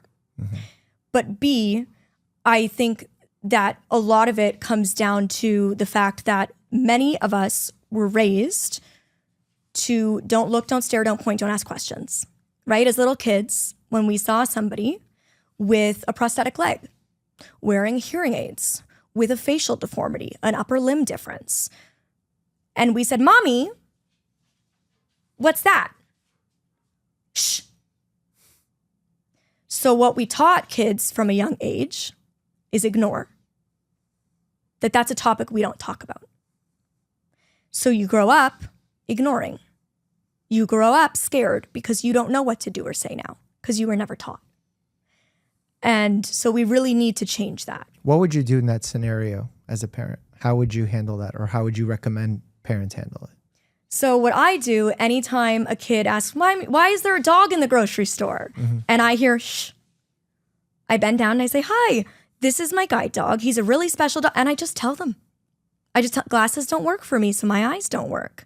And so he sees for me and I can ask him to find things like doors and stairs and chairs. And he does that to make sure that I'm safe because it's like walking around with your eyes closed. I explain it to them in a way that it makes sense for them. Right. And you know what? They're always like, oh my God, cool. Never are they like, that's weird. But they're going to think it's weird when you never tell them. Because I grew up being the different kid. That's why I was bullied. I wasn't bullied because I'm blind. I was bullied because they knew I was different, but they didn't know how or why. And difference equals vulnerability. I stuck out. And so it was easy to make me a target. But I think that if kids had just been more educated and aware, and disability had been normalized, had been humanized from a young age, I think society would treat disability a hell of a lot different. Given that you were going through so much at that time, from gaslighting by your peers, by people you trusted, feeling let down by the organization that was making promises to you, you still made the decision to say, I'm going to go onto YouTube in 2014, I believe. Mm-hmm. And you said, I want the world to hear this message. How does one find the motivation to do such a thing when they're at one of their darkest moments? And I say that, and from my own experience when I've been in dark moments, finding it difficult to find motivation, but also in speaking with my patients who are in their darkest moments, seeing and feeling that they have very little motivation to brush their hair, to brush their teeth, to take a shower. And you said, forget all that. I'm going mainstream and reaching everyone at home. How did you find that? It's very multi-layered. Yeah. You know better than everyone that there's no fix-it-all solution, right? There's no magic pill. Right. So I'm not going to sit here and be like, oh, it just happened overnight. It was a multi-year long journey of healing, which is never linear. So lots of up and downs, lots of different interventions. I really leaned into both Eastern and Western medicine. So it really looked like changing my life entirely. It meant a lot of therapy, both talk therapy and cognitive behavior therapy. It looked like finding a physical outlet, so getting exercise, right? Which is good for mental and physical health. For me, that became yoga. It looked like finding some form of spirituality, because I did not have any belief in God at that point, because I didn't believe if there's a higher power, he would put somebody through this. So it looked like going on my own journey of spirituality and trying to find what spiritual beliefs resonate with me to allow me to feel less alone. It looked like reading self-help books, like You Can Heal Your Life by Louise Hay, and leaning into positive self-talk, affirmations every single day, telling myself, you're strong, you're beautiful, you're talented, you deserve to be happy, you deserve to be healthy, even if I didn't believe it. Making vision boards, as hokey as they sound, like just putting down on paper all of my dreams and believing that maybe it could happen for me. It looked like healing my gut health. I had significant IBS. So it looked like finding healthy foods that like suited my body and gave me energy, made me feel good inside out. So it looked like a lot of different things. But there was a lot of ups and downs, and it wasn't easy. But it was knowing that I didn't want to feel miserable anymore, and I deserved better than that, but that it wasn't going to just happen. And I also couldn't be passive. I couldn't be a passenger in my recovery, because I can seek every intervention I want, but if I'm clocking in and out and not actively engaging, it's not going to work. And so it was really being a part of my healing proactively. And I didn't start my YouTube channel until I was 20. I went through all of this at 14. So there was many years in between when I began struggling to when I started helping other people, because I knew I couldn't help people until I had healed and helped myself enough to be in a place where I could actually share. But as I said, I grew up wanting to be an actress. At 5 years old, I told my parents I'm going to move to LA and be an actress. Okay. I begged them for acting classes. I did improv and stage performance. I was a competitive dancer. I took vocal lessons. I idolized Hilary Duff. Like, I wanted to be that triple threat. So working in entertainment and performing was always a vehicle I loved. I was also the kid who went home and didn't watch SpongeBob, but watched Oprah. And then I wonder why I was bullied. I loved Oprah. And I think instinctively, even though I didn't necessarily know it at the time, I loved her because I saw a minority woman who was using entertainment as a vehicle to talk about topics that were important but weren't being given the time of day yet. And I really loved that. And ever since I was a young child, I had such an interest in learning about other people who live in a way that I don't understand. Because I knew what it was like to live differently to most of society and have people not care to understand me. And so growing up wanting to work in an industry that is historically extremely exclusionary and not seeing myself represented in it, I knew that following the traditional path of entertainment would be very difficult. But social media, there's no gatekeepers like there is in Hollywood. The gatekeeper is the public, right? You either resonate with the viewers or you don't. And when I started in 2014, there wasn't like a huge disability community online the way there is now. But I was like, why not? Why isn't there? And at the time I had been touring as a full-time motivational speaker. From 18 to 20, I toured to stadiums of 20,000 people, sharing my story alongside A-list celebrities and famous world change makers like Malala and Richard Branson. And that was, on the outside, a very glamorous experience. On the inside, a very toxic one, which is another big thing that I get into in the book. And I believe I was set up to accept that toxic behavior because of my childhood and the toxic behavior I had accepted for so long. So I'd already been sharing my story publicly, but after 2 years, I had a workplace accident. I walked off a 5-foot stage, full speed ahead, blind girl moment, severely injured my neck, had a reemergence of CPTSD, really struggled, quit my job, and moved back into the dreaded suburbs from the big city with my parents. And I was like, I'm 20 years old, I've peaked, everything's downhill from here. And I just looked and I was like, what am I going to do with my life? And I knew I was still passionate about sharing my story and raising awareness. I knew I was still passionate about entertainment. I loved social media as a viewer ever since I discovered it at 14 when I no longer had friends in real life.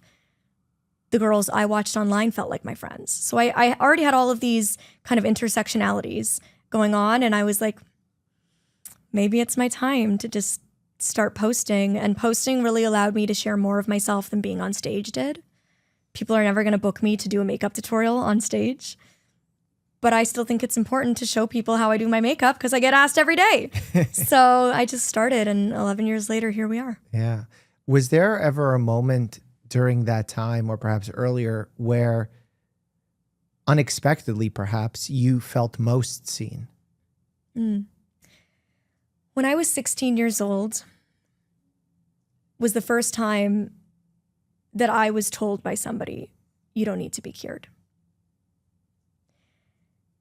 And when it happened, my school had promised that they would do a fundraiser for the Vision Research charity.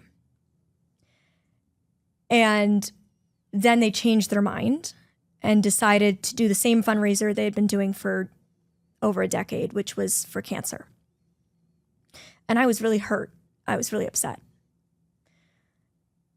And I was venting to my special education teacher about how much this hurt me. And she was like really probing, you know, like, why is it hurting? Like, why does that bug you so much? And I was going on and on about how, like, no, I'm not terminally ill, but like I had to grieve the death of myself. I had to lose myself at 14 and discover a whole new person and a whole new way of living and build a new life again. And like, I want to be like everybody else. I want the easy path. I want to be able to see.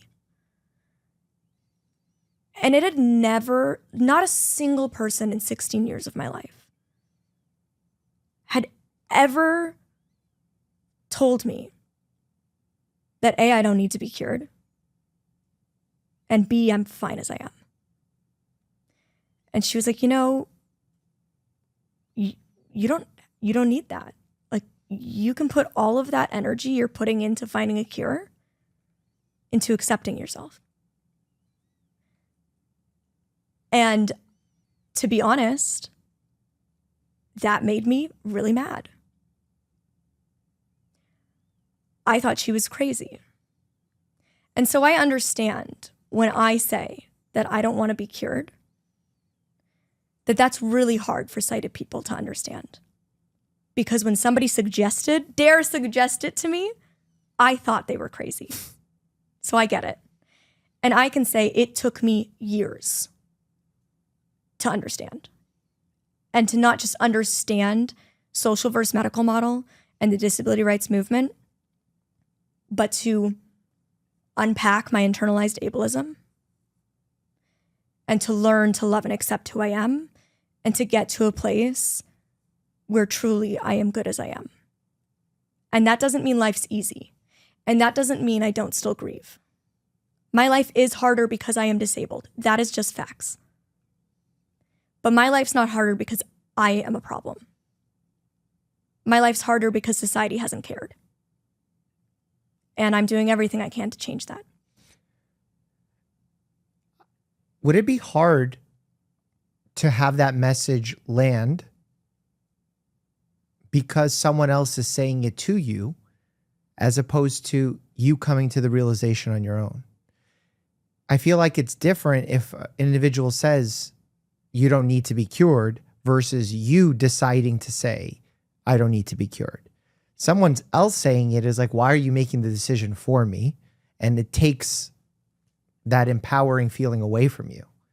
So if that person, your special education teacher said, do you need to be cured? Would that have been a better way to approach it? Or do you think that it needed to be as direct as it was? I think it needed to be as direct as it was because what I had been told my whole life is you need to be cured. And so I needed to hear the very opposite. But that didn't mean I understood it, right? Like I was like, what are you saying? My whole life, society, whether they're saying it directly or indirectly, what I'm being told, the messaging I'm receiving from society is that I need to be able to see, to live a fulfilling, successful, happy life. And so somebody suggesting that I could do everything I've ever wanted and be blind didn't make sense to me. But it opened the door, and I'm so glad it did. Because wanting to be cured did not free me mentally. It kept me trapped in hating myself and in pursuing something that may or may not ever happen. But opening that door to explore that perhaps the cure is self-acceptance and is learning to move forward and not stay stuck. It was huge for me. Do you feel like to get to the mindset that you're at now, you have to close the door on ever wanting or being open to the possibility of being cured? For me, I did. I had to. Because that was the only door I saw as a possibility for the first 16 years of my life. And the door I wanted to walk through for probably the first 20, 21 years. So for me, I did have to shut that door and lock it completely in order to move forward. That does not mean everybody does. What I will say is I am not against a treatment that will stabilize. I think the word cure is also misrepresentative a lot of the time. And I think you could probably agree with that when we hear cure, we think Molly will see 20/20. We know that's very unlikely. And that most cures are treatments that will slow progression, that will plateau progression, that will maybe improve slightly. It is very unlikely in most cases that treatments are actually curing completely. So when we say cure, it's really misleading, not only to disabled people, because I grew up thinking cure meant seeing. That was the messaging that I was receiving. I didn't understand that cure most likely meant more so a treatment of sorts. And I think when we say cure to the average person, they think a paralyzed person will walk and have no disability. Right. They're not thinking a person with paralysis will get minor sensation back, minor muscle strength that will allow them to stand for 10 seconds to transfer easier. But that's really most likely what we're looking at with a lot of treatments, at least at this stage. I want to reference something that was mentioned on one of our previous podcasts where we were talking about research that looked at individuals who have lost a limb, and they compared how they judged their quote unquote happiness level before the injury and how some people imagine if they were to lose a limb, what their happiness level would happen to it. And then also asking people who have lost a limb what their happiness level was. And there was some discordance there. People assume that when they lose a limb, their happiness level would drop significantly or their joy in life would drop significantly. And it didn't match what was actually happening in society. First of all, I'd love your take on that. And then second, when I presented that to one of my podcast guests, he said, sure, but you don't see people wanting to lose a limb. Yes, the average person doesn't want to lose their limb. And look, I don't recommend going blind. I'm not out here like we should all go blind. It's so fun. It sucked. I don't wish this on my worst enemy.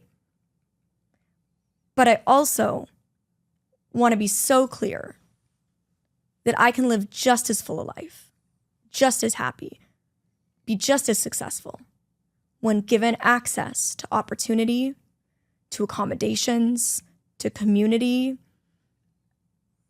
And that's what we need to realize, is that so much of not wanting to be disabled and so much of the struggle when you become disabled is ableism. And a lot of people who become newly disabled deal with internalized ableism just as I did. And it's, again, that journey of unlearning, unpacking all of that and relearning. And there's a lot of narratives that really play into this, like inspiration porn ableism, saying things like, I'm not handicapped, I'm handy-capable. I'm not disabled, I'm differently abled. I'm not differently abled. I am disabled. And that's not a dirty word. But when we tiptoe around it, when we don't even want to say the word disabled, and for the record, it's not special needs. I have needs, like everybody has needs. And my needs are individualized, just as yours are. You need glasses. That's one of your needs. But we don't call that a special need because more people wear glasses than are blind. My needs aren't special. I'm a human with needs. And so being a part of the proud disability community, I own the word disabled. That comes with a beautiful community beside me. I own the word blind. These are not bad words. They are only bad words if we assign negativity to them. And I actually argue that by using terms like differently abled, handy-capable, special needs, we are neglecting to see the problems that exist. We need to say the word disabled. I am disabled and that's okay. But what disables me is society, and we need to talk about that. We need to talk about the issues that exist in order to change them. So is it fair to say that when we're afraid to use the word disabled, we're really giving credence to being ableist? Yes, because absolutely. We're finding it such a dirty word, as if we're harming you by saying it. Correct. And I can tell you, I'm not unaware that I'm blind. Like when people don't want to say blind out loud, I'm like, you're not the first to let me know. Don't worry. Like, it's okay. And I think that there is power in just saying it as it is and being unashamed. How do you feel about humor related to disability? I use disability humor all the time. And obviously, like, I want to be so clear. I'm one disabled person with one perspective. Of course. The community is not a monolith. I'm speaking from my perspective. So my opinion is that comedy is comedy. I love disability humor.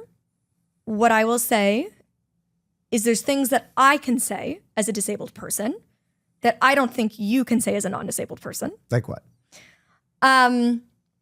Like me and a bunch of my disabled girlfriends were going out for sushi, and he was like the waiter or the guy, the maitre d' or something. Thing, yeah. Was like, is your whole party here yet? And she's like, no, the Crip crew ain't here yet.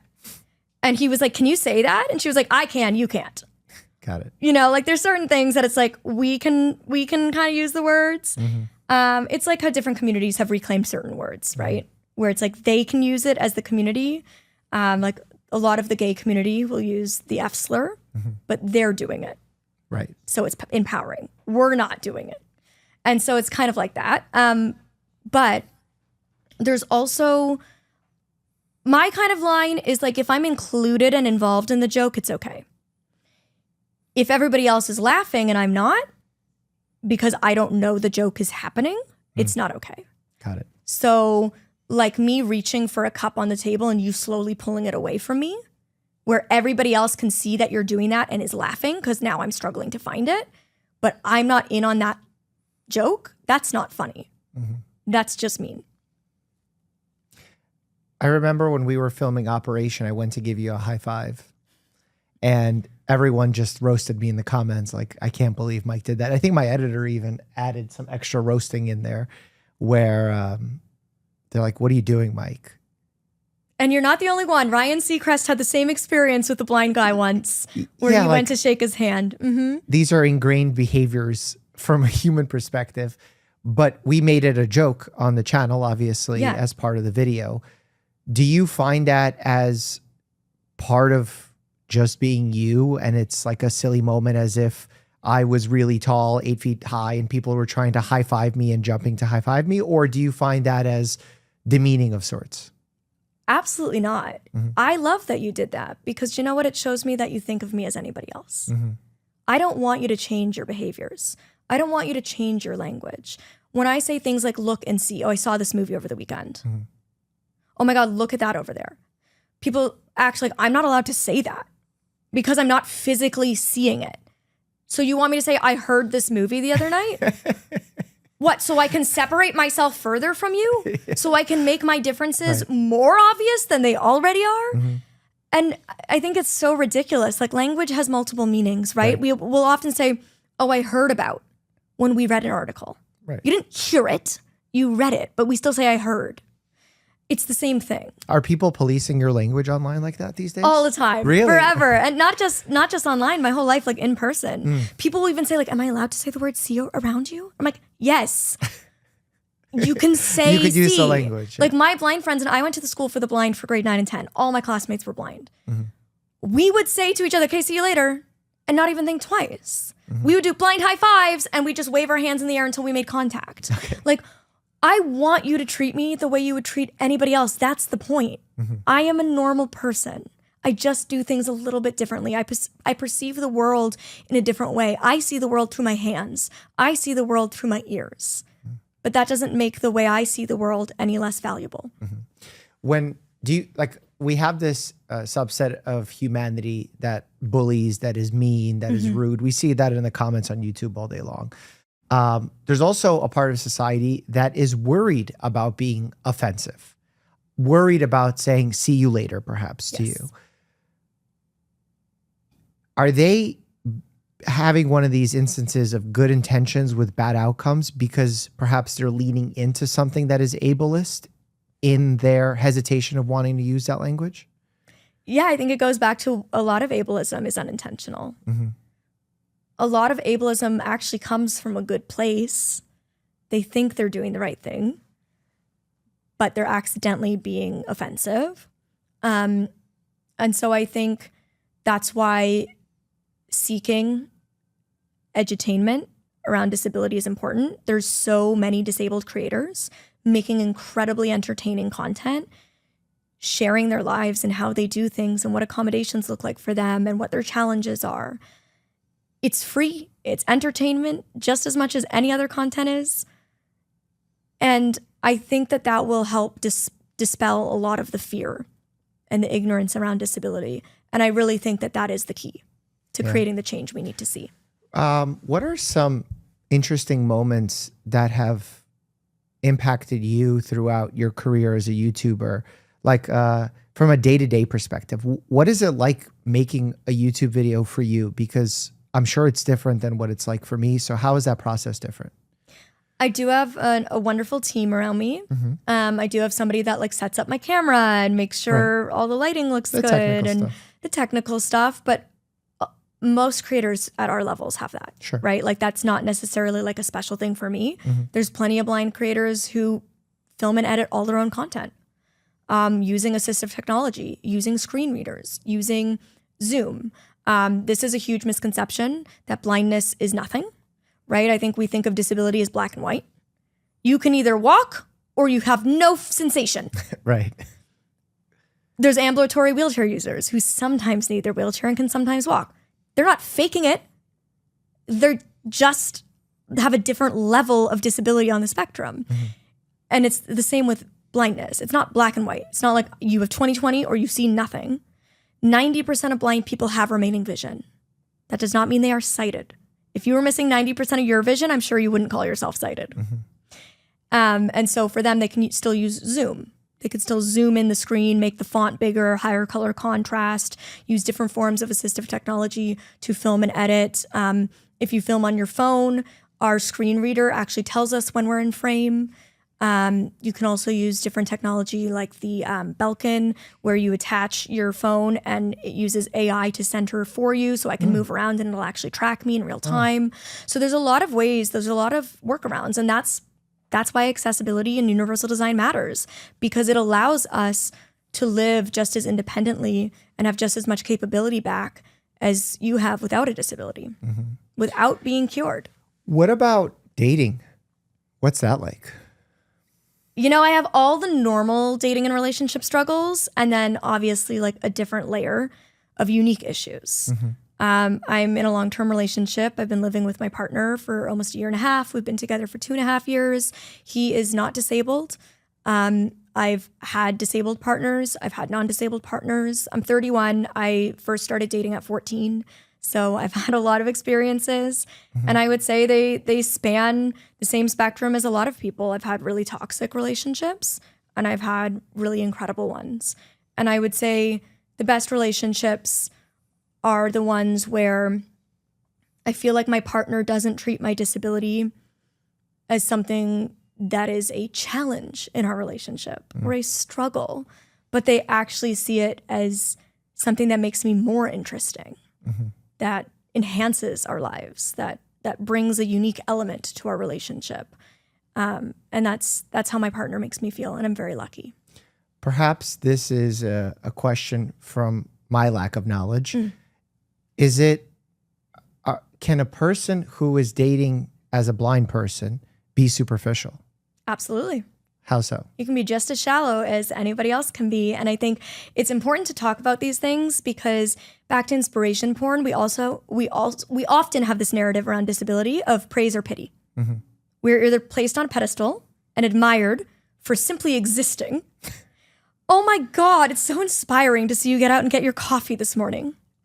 You ran a 5K. It's a 5K. Calm down. You know, like we see disabled people being like praised for simply like living, or we see them pitied. Oh, well, I thought I had it hard. Thank God I'm not you. If I went blind, I'd kill myself. And so those are really the only two narratives we see. We rarely see disability humanized. I'm just a person with just as many flaws, just as many beautiful parts to me as anybody else, right? And so I always say it's important to realize disabled people can be shitty too. Disabled people can be just the same spectrum of humanity as anybody else. And so yes, disabled people, blind people can be shallow. I have a certain height that I like. I know we're in a room full of tall men. My apologies, all the women like the tall men. I like shorter guys because I'm 4'11". And when I'm around a tall person, I feel very intimidated because I can't see them. So it just feels like a really big looming presence over me. So I prefer somebody who is shorter. It makes me feel less intimidated. That's just a preference I have. And I'm allowed to have that preference as much as a sighted person is allowed to have a preference. I always say I can't see you, but I can still feel you. So like I'm an arms girl over abs. Like I love a good arm. My God, a bicep. That gets me. Like I love a man when his sleeve is like rolled up just below the elbow and he's got a good arm. He's giving me sighted guide. I can feel what's going on there. Like that's my first moment when he's giving me sighted guide to the bathroom on a date. Like I know what you got going on under that. So yeah, I'm allowed to have preferences just as much as anybody else does. My preferences just don't tend to be the color of your skin or your eye color or your hair color. Those visual things don't matter as much to me. It's more sensory things that I can experience. The sound of your voice, how you smell, those things matter to me. That's really cool. Are there people in the YouTube comments that ask you questions that actually you get excited to answer? And what are those questions? Interesting. I've been doing it for 11 years, so I feel like I've gotten every question I can. So I think I'd be excited if somebody finally gave me like a new question. But that's also why I love getting to go deeper on kind of larger topics like cure culture and medical versus social model. Like these are deeper conversations. They're heavier topics. And I really like getting to sit down with somebody and really going head to head on that. And I don't mind being questioned and prodded on that. Like, you don't need to accept what I'm saying. I appreciate that you're like, this doesn't fit what I've been told as a doctor. Like, I want to understand. And you might walk away from this and still not understand, and that's okay. Because like I said, it took me a long time to understand. So yeah, I would say when somebody gives me a new question, I'm excited because I've heard the how do you know when to stop wiping question a few too many times. How do you know when you have your period? All of these questions. Is sex the same if you can't see? I don't know. Have you ever done it with the lights out? In terms of the medical model and my education, for me, I think about it so holistically because I'm a family medicine doctor and I don't just treat one organ like, let's say, a cardiologist does. They get very zoned into thinking about the health of that organ and making sure it's performing perfectly. But being a family medicine doctor, I have to really zoom out and think about how every organ interacts with every other organ, how it interacts with mental health, how it interacts with the social situation, cultural situation, friendships, work, all of these dynamics. So for me, when people discuss medical versus social in terms of disabilities, to me, it's not one or the other, just like you said. It's going to be different for each individual based on A, how that disability impacts their life, B, their past experiences that have shaped their perception of their disability, and C, also what they want. Yes. Because some people know the risks of a certain activity. For example, I'm a doctor that boxes professionally. It's terrible for your health to get punched in the head. I don't recommend that to anyone, and yet I'm doing it. So while it can come off hypocritical, we need to understand that you can have two simultaneous beliefs that seem like they're in contradiction to each other, but we're not good at that as a society. And you mentioned something about that earlier where you said, I'm under no illusion that I have a disability and that it sucks, but I'm also happy that I have it, or I'm paraphrasing obviously exactly what you said, but you're almost like happy with the disability, but also you would not want someone to have this disability. Those two things seem like they can't possibly coexist together in one's mind, but you're obviously an example in saying how it happily coexists in your mind. And I think it's good for the audience to continually see examples of that, because whether we're talking about politics or health, those situations arise quite frequently. Yes. And as you said, issues of lack of understanding, issues that we were raised with ableism and pity for those who have disability. I remember even when I got invited to this MIT conference, where the purpose of the conference was leadership in the digital age. And when I got the invitation, I was excited to go because I want to be a leader in the digital age. But what I didn't know was it was a disability conference. So I was the only one without a disability. And everyone in the group assumed I had an invisible disability. And it was a very awkward conversation on day 2 where I had to say, hey, look, I'm a doctor and I'm hoping to bring my knowledge of what I pick up during this week to my medical community, to my following. But that was awkward. I felt like I didn't belong. So I could only imagine how those who are disabled feel in a situation. Every single day. Exactly. And, you know, we made small changes as a team after that. Before we said, why would we pay for captions? We have the Google automatic captions. And while there were actually some people who are working on the Google captions as part of that disability conference, so not throwing any shade their way to the quality of those captions. Captions? Yeah, they reference those quite often. Yeah. we invested in professional transcription services and finding ways that we can improve our content to make it more universal and make it more watchable. Do you use camel case hashtags? Camel case? I don't even know what that is. So when you hashtag, make sure you're capitalizing the first letter in every single multi-word hashtag. So the first letter of every word. Oh, interesting. And that allows screen readers to read it. Okay. Instead of gibberish, where all the letters just garble together, it can actually distinguish each word. And it also allows for people with things like dyslexia or low vision to more visually easily distinguish each word. Interesting. So. I remember having that issue when I was trying to do hashtags, and after I would write the hashtag and then hit space, it like auto formatted it to whatever the hashtag that existed in that space, where I wanted it to actually have the capitalization. So I wonder if that's still happening. Also, as long as you don't like click it, like as long as you type it out yourself, but don't select it. Got it. Okay. Also, like hashtags are becoming a little bit less valuable in the which is metadata world. Yeah. Are there any features that you want that are missing in the tech space? Widespread audio description is huge. Audio description is to the blind community what captions are to the deaf community.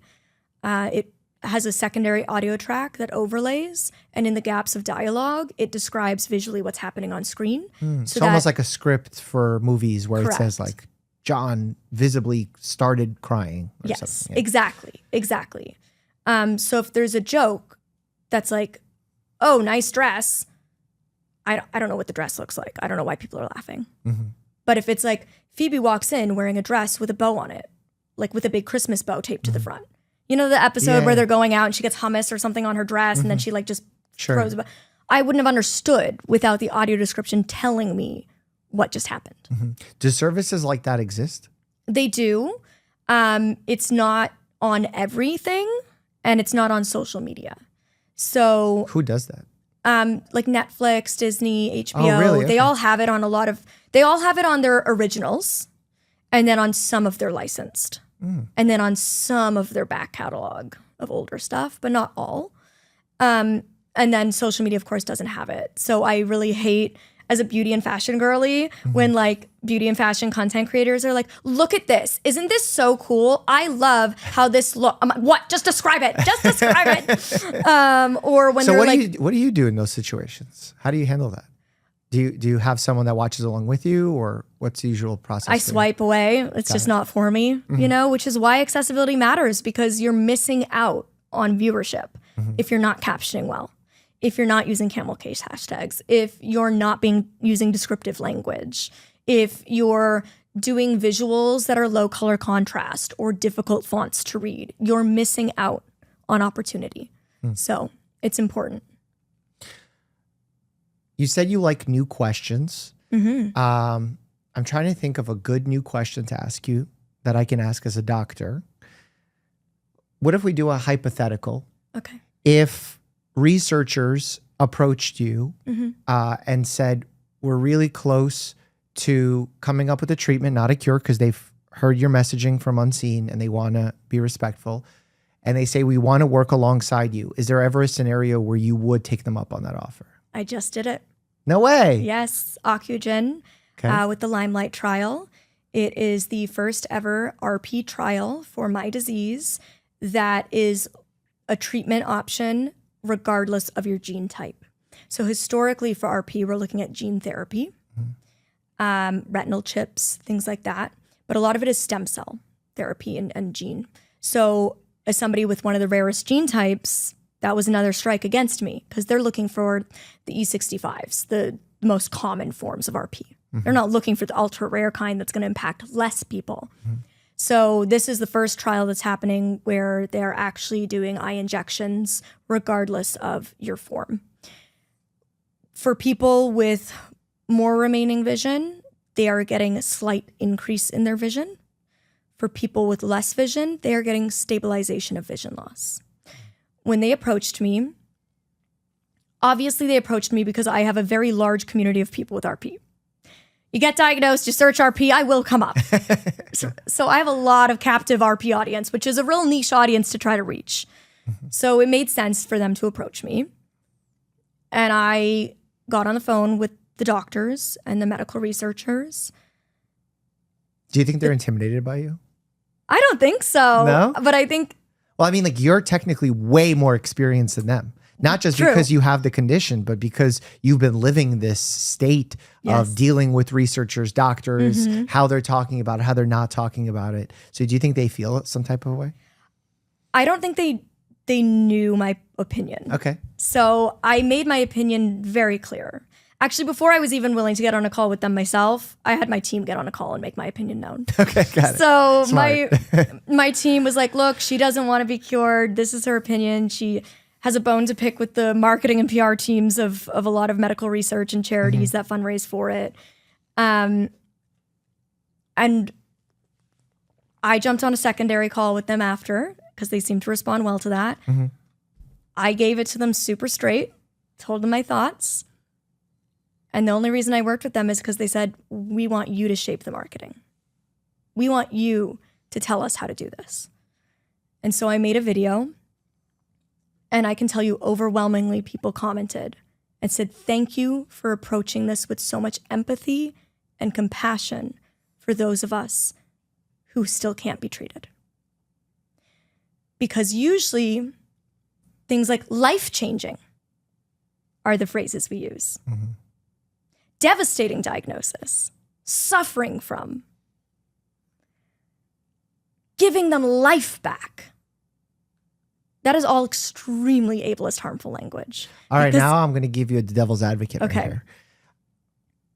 If they, through marketing, use the ableist language that you just described, life-changing, devastating condition, etc., and they're able to raise 100x more money by pulling on those ableist heartstrings, and therefore potentially create some sort of improvements in our medical knowledge or treatments, or they do it more empathetically and therefore basically guilt those who are ableist less, and therefore they raise less money. Which one do you choose? I would still choose to raise less money. Because what I can tell you is that I would be a candidate for this trial. This is the first trial ever that I could do. I've now known about this trial for months. I have not submitted to do it. And this was a test for me, right? Like, this was a moment where I was actually given that option. And I've not cared to look. I don't care to do it. It does not mean I'll never do it. But for the months that I've known about it, I have not bothered to put myself forward for it. And that, for me, I never knew, like, when the opportunity arises, would I actually be like, you know what? Oh my God, I thought I didn't care anymore, but still deep down in me, I do. I don't. And it was actually really incredible for me to see that. To say, I'm not just saying this. I actually mean it. And I've lost more vision in the past year.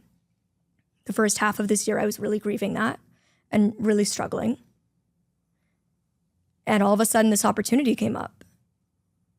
And I still haven't bothered because I just don't feel like I need to.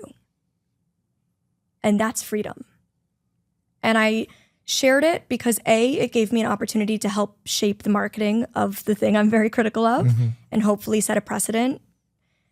And B, it'll reach the people who do still want that information. And I'm not here to gatekeep that. I'm not here to say we shouldn't do it. If you want that, I'm happy for you that it exists and you can do that. And maybe one day I'll choose to. But right now, I'm okay with who I am. And I know it's so hard for non-disabled people to grasp that. That yes, my life is harder because I'm disabled, but also I'm okay with being disabled.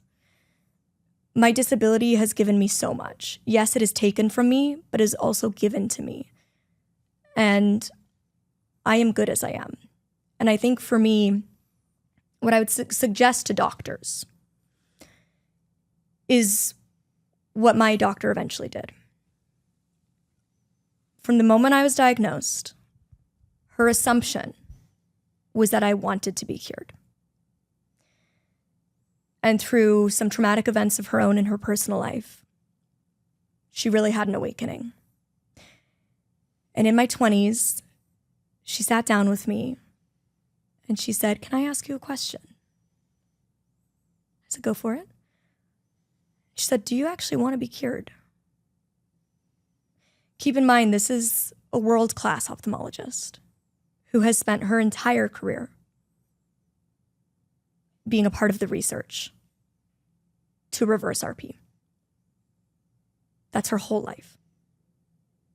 And I said, "No." And she said, "Okay. Then I don't need to tell you anything else about what we're doing." Ask the patients. Don't assume. Ask them, do you want to know about this? Do you want to know about treatment options and research? Or do you just want me to tell you about resources, about rehabilitation, about the community? Doctors only give us pamphlets about medical treatments. They don't give us pamphlets about adaptive skiing. Mm-hmm. Why not? Because rebuilding your life starts immediately. Treatments and cures don't.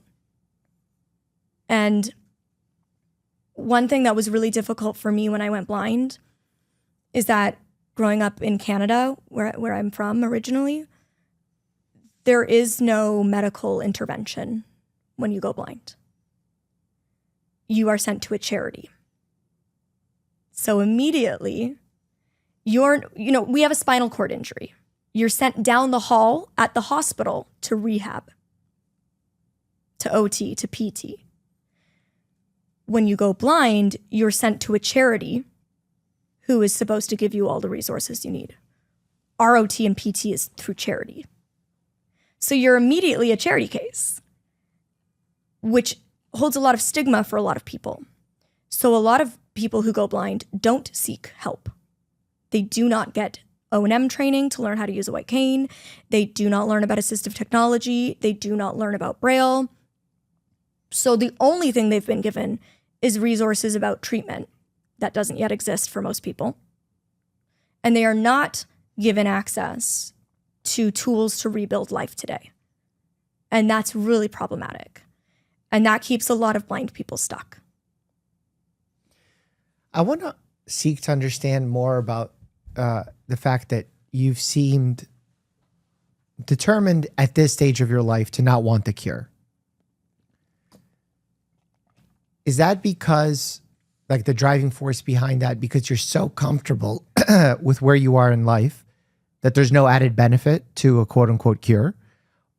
Is it because this is part of who you are and your identity and you feel comfortable in this identity?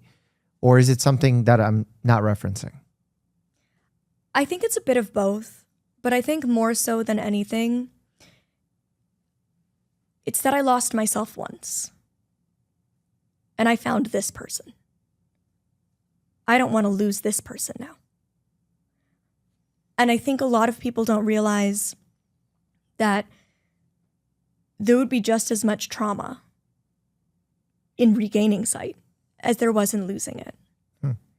I would have to go through just as much rehabilitation.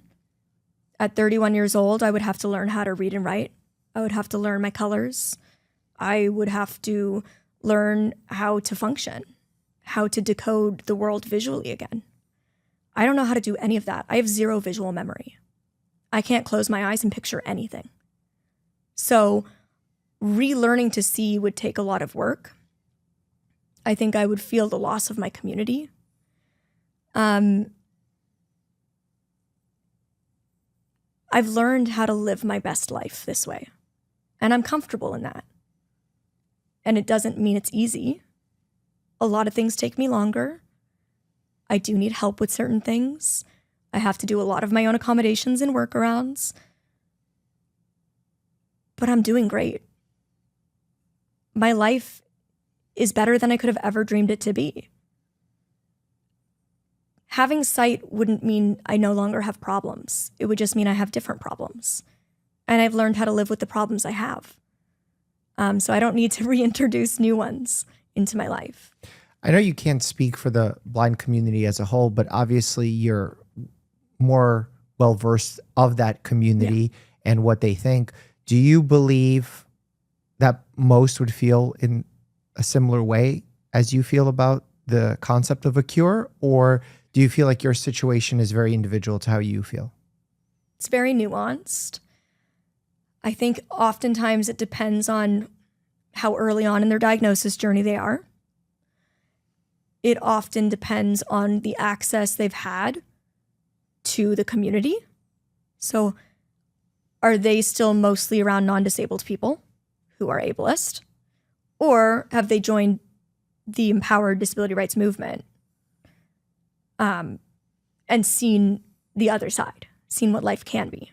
Have they been given access to learn how to ski again, to learn how to use a cane, to get a guide dog, to learn how to use a screen reader, to get a job? Or have they not been given access to any of that? All of that's going to change their experience. I think oftentimes it also depends on whether you've been blind from birth or not.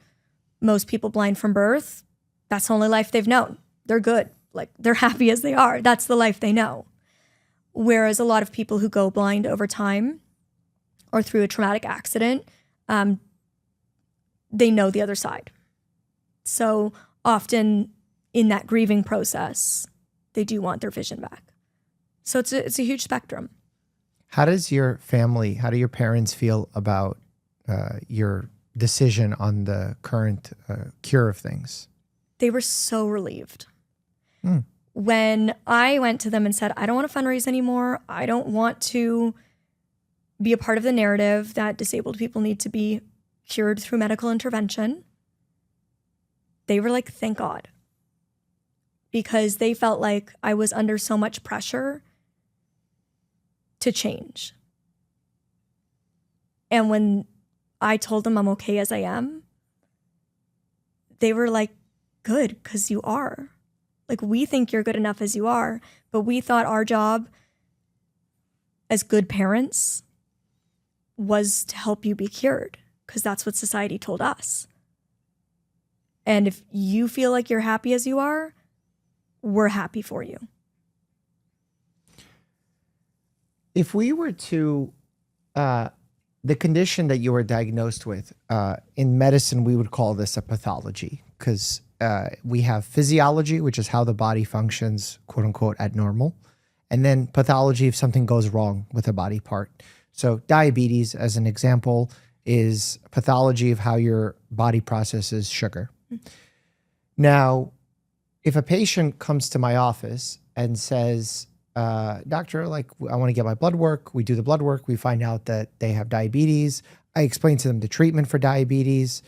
And I explain the reason why we should treat diabetes, because it raises the risk of heart attack, stroke. Because I function under the assumption that they're here to see me as a doctor, that they want to prolong their life, improve their quality of life. That's kind of my predisposition as a physician. Right. And the difference is my disease isn't fatal, right? I'm not going to die from being blind.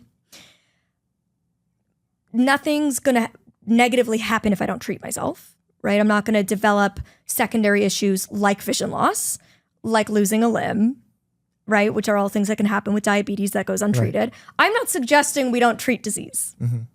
Cancer, we should continue to seek treatment for terminal illness, right? Disability and chronic illness are not the same. Chronic illness can be disabling, but not all disabilities are chronic illness.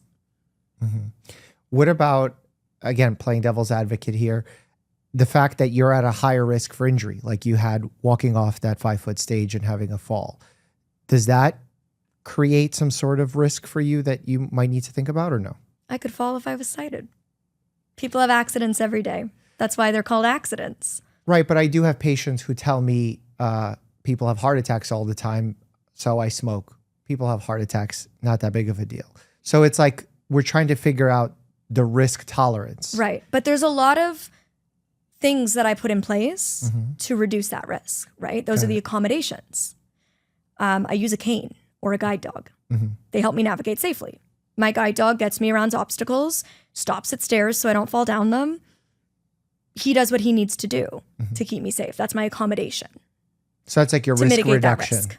Correct. Got it. Doesn't mean it's foolproof, but I can say when I walked off the stage, that's because I wasn't using my cane or my guide dog. That was my poor choice as a blind person. If I had been using the tools that I'm supposed to, that wouldn't have happened. And so it's all about making sure that you're using the different resources to help reduce those risks. Makes sense. What's the plan for the rest of the journey? Where do you want to go from here? Well, I hope that Unseen is the first book of many. I went into this book thinking I've got one book in me, and I've left thinking I've got 8 books in me. Okay. So hopefully the first book of many. When I turned 30 last year, I looked back at my 20s. You know, I started YouTube at 20. So when I turned 30, it had been 10 years. And I looked at everything I had achieved through that. And I was really proud. Because as I said, when I started, there was no disability community on YouTube. And I helped be a part of creating that. I'm by no means solely responsible, but I was a part of it. And I'm proud of that. I'm proud of helping forge a path for other disabled content creators who are now making a full-time living. A community that is vastly underemployed is now making a full-time living and doing it while actively educating society. That's huge. I'm very proud of that. And I thought when I turned 40, what do I want to look back on and say I accomplished in my 30s? I want to be a part of making tangible change. And that's formed its path into product consulting. I now consult Fortune 500 companies on product design to make products and their packaging more universally accessible and to make their advertising more inclusive. There's a lot of NDAs, so there's not a lot I can say. But what I can say is one recent example is a person was going to have foggy eyes to represent their blindness. And now, thanks to me, they will no longer. That's huge. My community has always been portrayed for having foggy eyes in every show. When we're represented, that's pretty much always how we're represented. And the only disease that really causes that is cataracts. That is one form of blindness. And it leads to people like me being not believed that we're blind because we don't have foggy gray eyes. So being able to be a part of creating a blind character who will not have those eyes, but was originally going to, that feels like tangible change that will positively impact my community. Knowing that I've been a part of creating, say, a beauty product that somebody will walk into Ulta and buy that product and have no idea that I'm the reason they have an easier time purchasing and using it. That's a real way I can impact my community and build a world that's more inclusive for them. And that's really exciting. So doing a lot more corporate consulting, corporate speaking, to get into the source, right? It's so much easier to make change from the inside. Right. And these are the companies that have the budgets to make the change. So it's really exciting to be working with them. That's awesome. Well, I'm excited to sit down for round 2 where the next book is coming out. Everyone obviously will check out Unseen. We have it sitting right here in the middle between us. Where can people follow along your journey?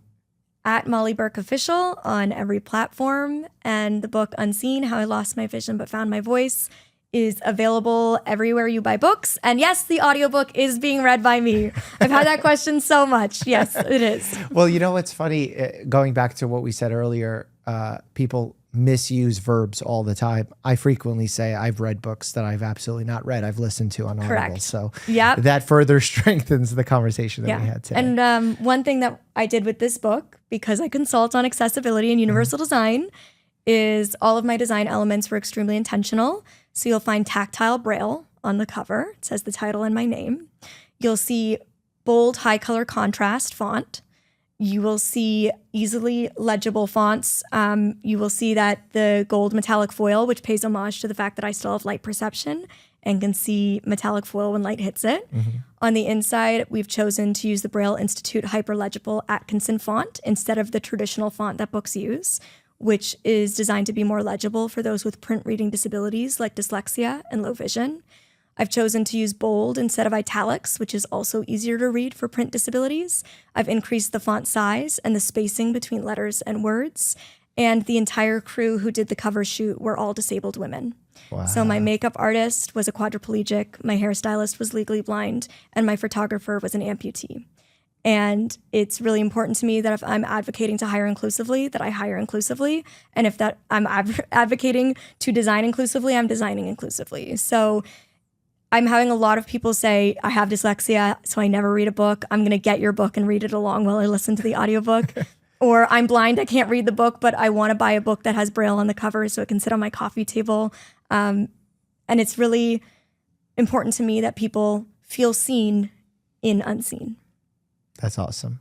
Look, thank you for sharing your journey with me, because I think that there's a lot for me to learn as a physician. I think there's a lot for my community to learn, both from your shaped experiences and your unique perspective on this.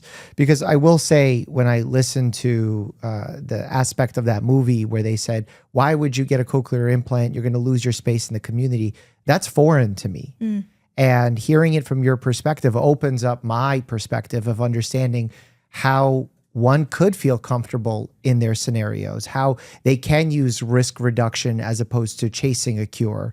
And it's not necessarily mandatory, but again, it could be for someone, but it totally makes sense in the way you say it. And I didn't expect for that to happen. So I thank you for that. Thank you. And thank you for being open-minded to it. Again, I know it's a really foreign idea to a lot of people.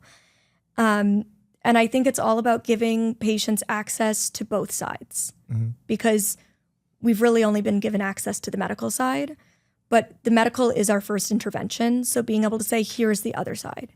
Here's access to community, to culture, to accommodations is really important, because the deaf community is a beautiful, thriving culture.